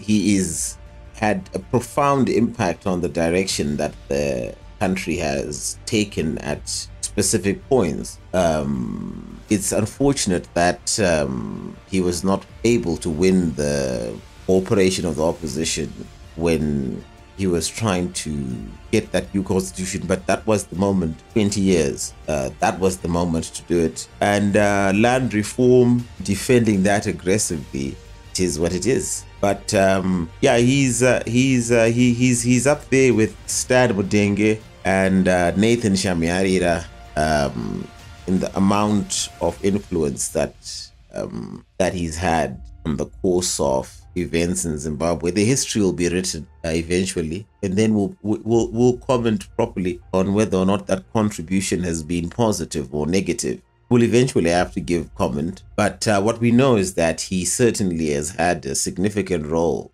in the direction that Zimbabwe has taken. I don't believe that the manner in which the public has evaluated his role is entirely objective. I think it's not serious evaluation or analysis of the man or his actual contributions, but it's which side, which basket are you in? And if you happen to be in the wrong basket, then we will malign you and describe you as this and that. But oh yes, certainly he's there with Stan Mudenge and Nathan Shamyarira, and those were serious guys. Stan Mudenge, when he's doing his PhD, he learns Portuguese because he wants to read it in the original language, because he's worried that the translations might be wrong. That's low level. Jonathan Moyo, they're crazy. That could never be me. That could never be me. But yes, who are willing to go there to get the detail, you know. So if anything is going to happen, if there's going to be, you can't evaluate a political leader without having any regard for what his constituents think about him. So yes, of course, you have the whole thing at a policy level happening. But if you really want to understand Professor Moyo, go to Cholocho. Go and talk to the people of Cholocho. The people of Cholocho understood exactly what he was doing, and they appreciated him for who he was, and they do appreciate him for who he is. So the suggestion that some guy can just be sitting somewhere, someone about, I know you.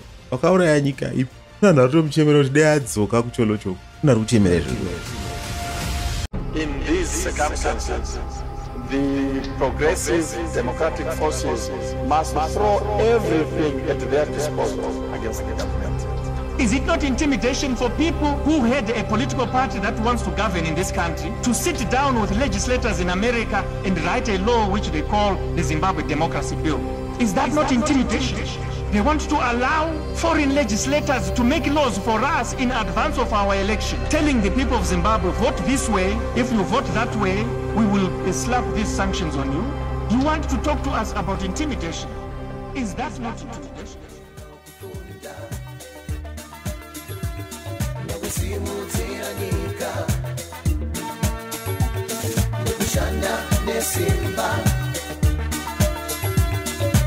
You're the tourist, I'm the lyricist. So sit back, relax, and let me take you on an expedition to the wildest, we go with no mission. To the north, the Zambezi. Got it tender, yummy, yummy. Vakati Barbizi, where's Zambezi? Matino, wana, hoven, pura, rosivo, nemaget. Got it tender, yummy, yummy. Vakati Barbizi, where's Zambezi? Matino, wana, hoven, pura, rosivo, nemaget. Asibamba nisonke saki ilizwe letu ngoba imfundo silayo le technology. Asibamba nisonke saki ilizwe letu ngoba imfundo silayo le technology. Ngatisanganise pfungwa dzedu tisimudzire nyika yedu ruzivo tinarwo ne technology. Ngatisanganise pfungwa dzedu tisimudzire nyika yedu ruzivo tinarwo ne technology. Pambili nokufunda nokusimudzira nyika nokushanda nesimba sizaphumelela. La la la la la la la. siphakamize ilizwe lethu sisukumize ilizwe lethu la la la la la la la la la siphakamize ilizwe lethu sisukumize ilizwe lethu tererai tererai tererai tererai titobaka nyika yedu tisimuze nyika yedu tererai tererai tererai tererai titobaka nyika yedu tisimuze nyika yedu nyika yedu yakakomborerwa nemchere yesango midzi mashizha namakwati acho anoda kuongororwa mumalaboratari dhokotera newelab technician uripi webhu wangu simuka chandakadyara chatumbuka iwe dimbura jura kuya muto amai vapone tione kusimukira mudzimba remabwe pambili nokufunda nokusimudzira nyika nokushanda nesimba sizaphumelela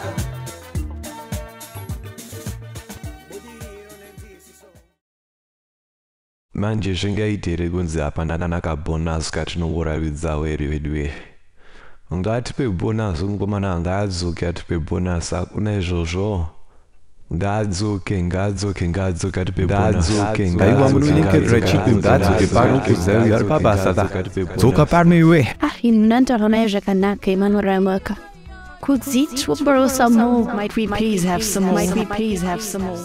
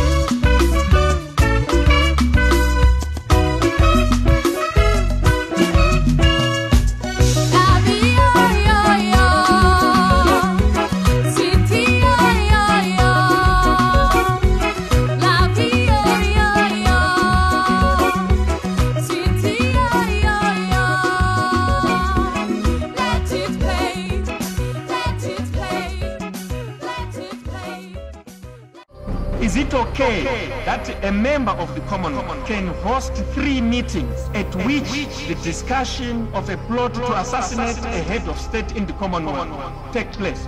We should sit down and say, yes, Pastor, that's okay. We dialogue all the time. Dialogue does not solve anything. Dialogue is a human condition and a permanent human condition. People want action, and the time for action has come. The kind of action that will lead to an outcome, and the outcome must be a democratic outcome without ZANU-PF and without Robert Mugabe. there must be action. But action of that kind is not televised. It is not 8 o'clock news. It has to be carefully planned, and it has to be pursued with dedication and commitment.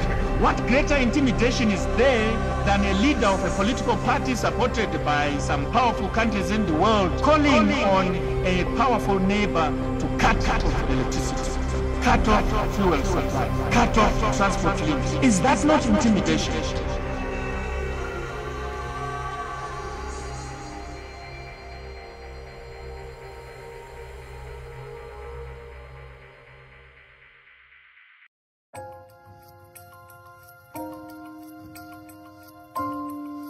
In 1992, the Journal of Modern African Studies published an article by Jonathan Moyo entitled "State Politics and Social Domination in Zimbabwe." In the article, he critiques the analytical approaches, and specifically the ones that he's got quite a large list of them, which he says from the very beginning are not worthwhile jumping into, but he grabs onto two, and that's Afro-Marxism and neocolonialism, and how those were used to understand state formation and social domination in Zimbabwe. And his argument was that they tended to create templates, a kind of a template where it gives you what you're looking for, that however you bend it, whatever variables you put inside it, it will give you the same conclusion. And this despite leaving about unexamined or self-contradictory presuppositions. And one of what caught my attention in this particular piece when I was reading it was that one of the scholars that he criticizes is Dr. Ibo Mandaza. Now, the debate around the issues discussed in this article are actually still relevant today. And it would be interesting to see if both Moyo and Mandaza would be willing to relitigate their positions and engage in a contemporary dialogue on these issues. It would be quite the blockbuster. I would be accused of favoritism, but I'll have to give round one to Professor Moyo. And his argument is simple enough. And he starts off in typical Moyo zing, as he says, there's a difference between information and knowledge. And no, not necessarily Dr. Mandaza, but he was going after the idea. And he says that the existing corpus of literature in Africa has not yielded a mainstream understanding of the basic aspects of state politics. And the point that he's making is that people will write all these lofty, complicated things, but at the end of it, you are left with no understanding, that you could not derive an understanding of what was happening in Zimbabwe for the past 12 years. This is in 1992, by reading these neocolonial or Afro-Marxist writings, that they were not useful. And he sets out 9,000 word piece. It's good stuff. You need to read this. It's in the Journal of Modern African Studies, and I hope that they can relitigate. It's interesting stuff, because if you read this, you begin to understand. And if we had a large enough body of the population that had an understanding of these issues, I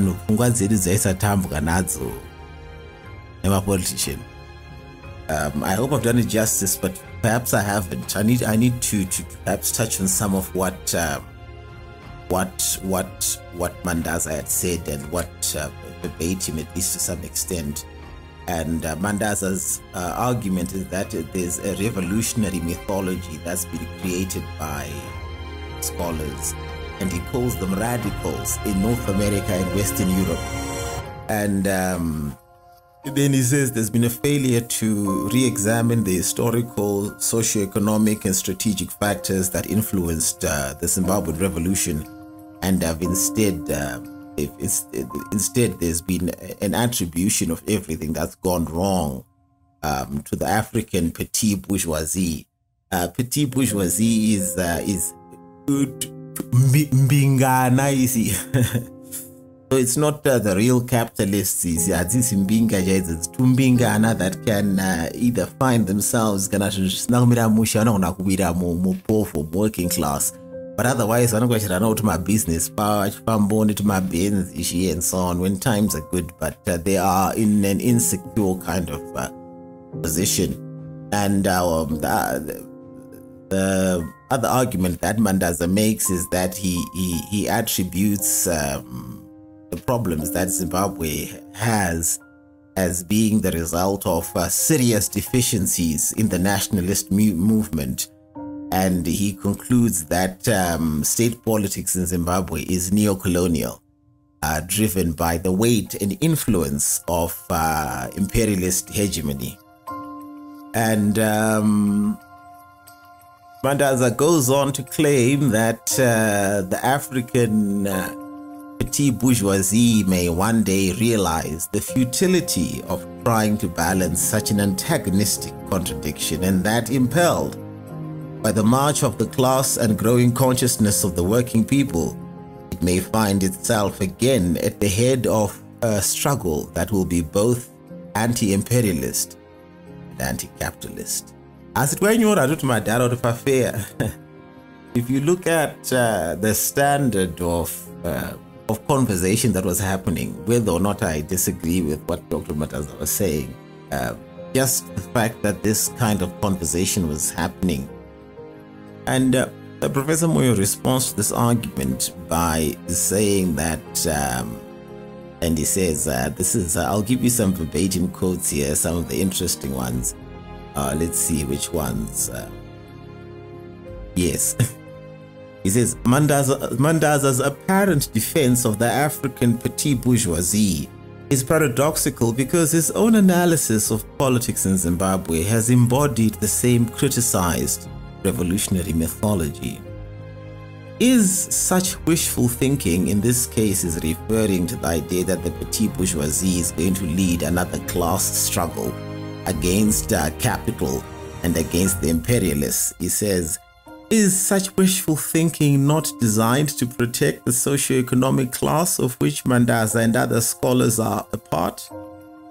Another one, he says, upon close scrutiny and putting aside mythological predictions about the revolutionary potential of the African petit bourgeoisie, Mandaza's analysis and conclusions about state politics in Zimbabwe are not qualitatively different from those of scholars in North America and Western Europe, whom he has accused of radical paternalism, maintained at the expense of those who have a more direct interest in the furtherance of the revolution.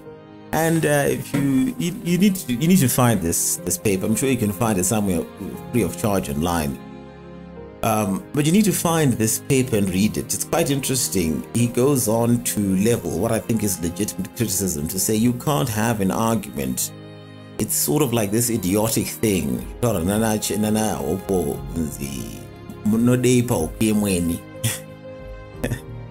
I have to give it to him. That one was a funny line.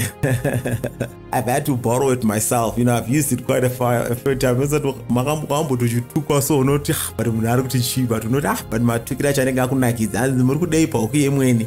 is what the line that Hopewell used when the issue EMA structures came up, and Professor and myself started talking about it.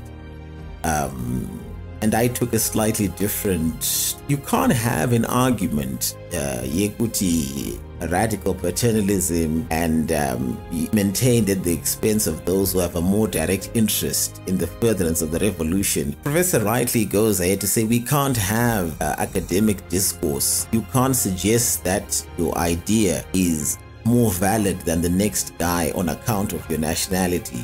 It is, and it's quite relevant to the issue of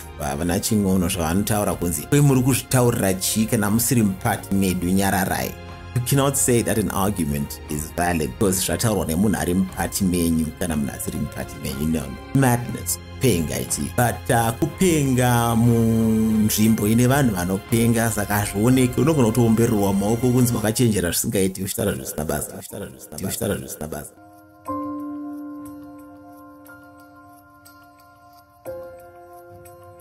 I leave you with the words of Professor Jonathan Moyo from 1992 on the land reform. When you listen to this stuff, you realize that the guy is actually quite consistent. You look at what he say in 1992, you go read that the constitution that was rejected. Then you listen to what he says when he's talking about Rambai Makashinga. He's a guy who believes it. One of the stories that I forgot to tell was just the same period as this, a few years before this. A white farmer caught some African women vanotora hunizvia vatrespasa pamupurazi make kubva vatisa hembe dzenyu musoro famba musina kupfeka muchibuda iri and vana prof they were crazy agitating kuti purazi ngaritorwe. There's no contradiction in that. It's the same guy saying the same thing over a very long period of time, but the commentary is driven by ignorance. Thank you very much for joining me in this podcast. It's been a long one. I wish we could continue to talk. There's lots to talk about, but unfortunately, this is as far as we can come. Thank you again for joining me. Bye-bye. Speak soon.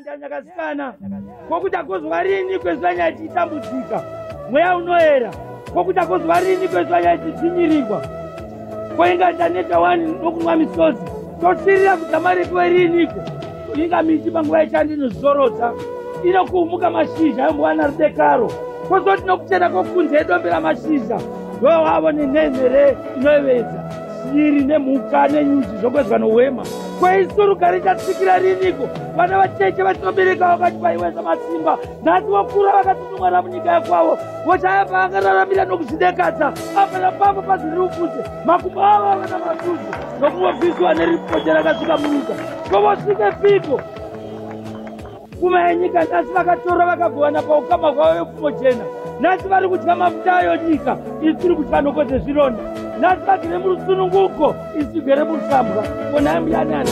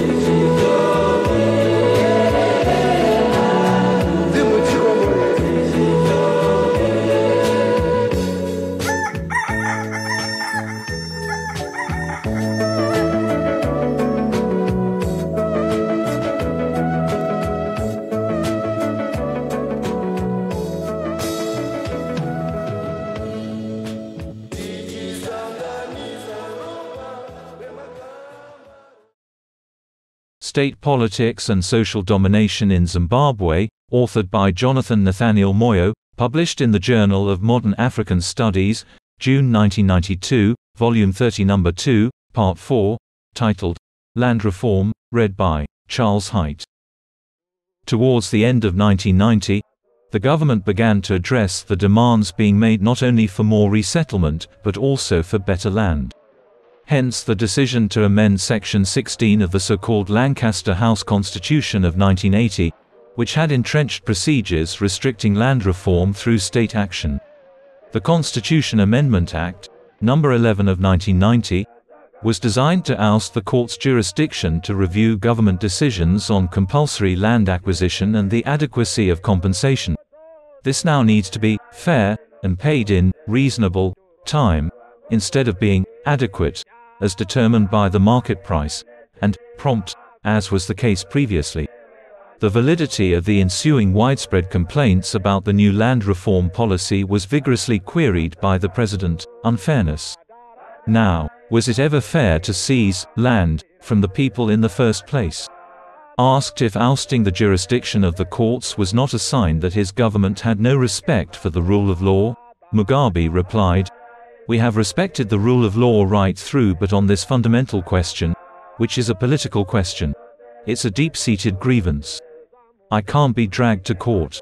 I, Robert Mugabe, with ancestral generations far back, I be dragged to court by a settler who came only 90 years ago, who will claim that the land we are taking is his. Morally, we can't accept that." The constitutional amendment, and especially Mugabe's assertions in its defense, stirred controversy among the country's commercial farmers even before its adoption by Parliament, and prompted the Chief Justice, a white Zimbabwean who had been a judge before independence, to make the following statement: "A constitution stands on certain fundamental principles, which are its structural pillars. If these pillars are demolished or even damaged, the constitutional edifice will fall. Consequently, any law which has that effect would be pronounced invalid by the judiciary. A change of the Constitution is permissible if consistent with its basic objectives, and if the Constitution is able to survive without loss of its identity, its basic structure must always remain the same. A change is impermissible if it abrogates or emasculates the pivotal or fundamental features." He also claimed that the proposed removal of the court's jurisdiction signified a lack of confidence in, or, at the very least, a desire not to brook any possible interference by the judiciary, and that this was likely to engender the belief in those persons whose land might be acquired that the express right to be paid fair compensation was nothing but an empty-handed gesture. It is not surprising that this kind of preemptive strike by the judiciary against both the legislative and executive branches of government was widely criticized as impolitic. According to Luke Vlaber, a lecturer in law, there is nothing unique or novel in the government fixing the price of land. There are, after all, numerous other products whose prices have been or are controlled by the government. Nor is there anything manifestly unjust in seeking to achieve a more equitable distribution of land by regulating the manner in which compensation for compulsory acquisition of land shall be effected. However, Vlaber also felt that it was necessary to emphasize the implications of that aspect of the amendment likely to become a major constitutional problem. It is this removal of the courts which seems to be the main source of controversy over the act, and in this regard, one might say it is more about every individual's right to have the protection of the law through the judicial system than it is about who should own an acre of Zimbabwe's land. But some informed observers wonder to what extent, if at all, ZANU-PF intends to implement what is really a political statement designed to remind all concerned that the peasants form the social base of the ruling party, and that they need to see, or at least, to hear, that something is being done about the demand for more land if the present national leaders are to maintain their legitimacy.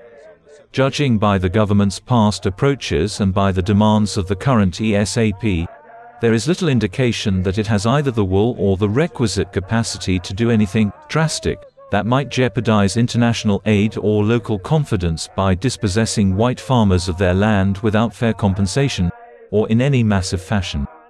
Given the social origins of the ZANU-PF government, and the reservations long expressed about the inadequacies of the 1979 Lancaster House Agreement, it would surely have been unrealistic not to expect that the latter would be amended, even sooner rather than so recently. At long last, the peasants who are pressing for more and better land have the constitution supporting their political demands, at least symbolically. But only time will tell how this works out in practice.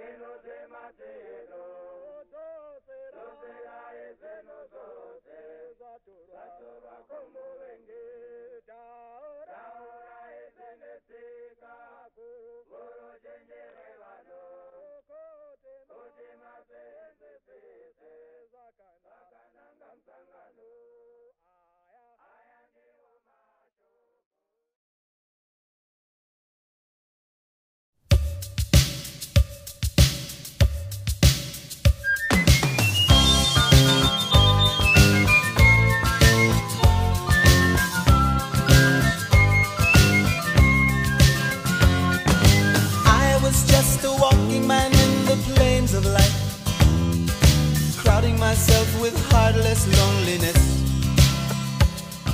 hopelessly building castles in the wilderness, stretching my searching heart from Cape to Cairo. Shubba-dee-da-dee, sweet love. Then came you, African queen. You are my dream come true. Living with you has opened my mind. Forever I'll walk with you all the way, giving you all my tender loving care. Always we'll be together side by side, searching for our trees in the thick forest of life.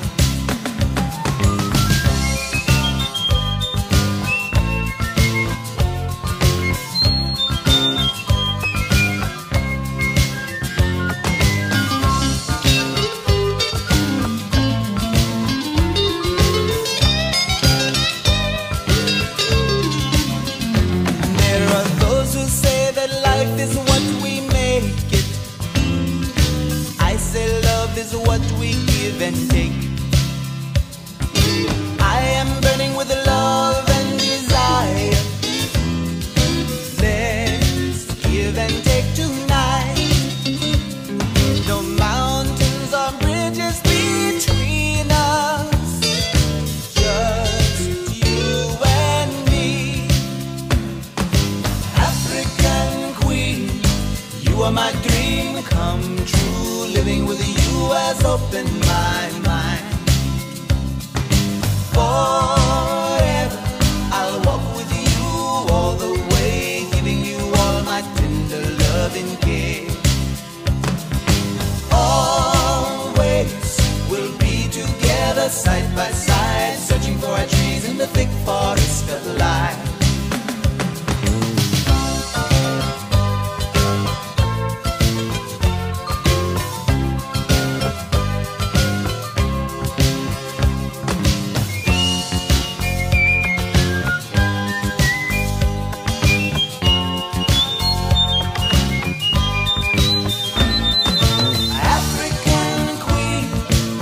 My dream come true, living with you has opened my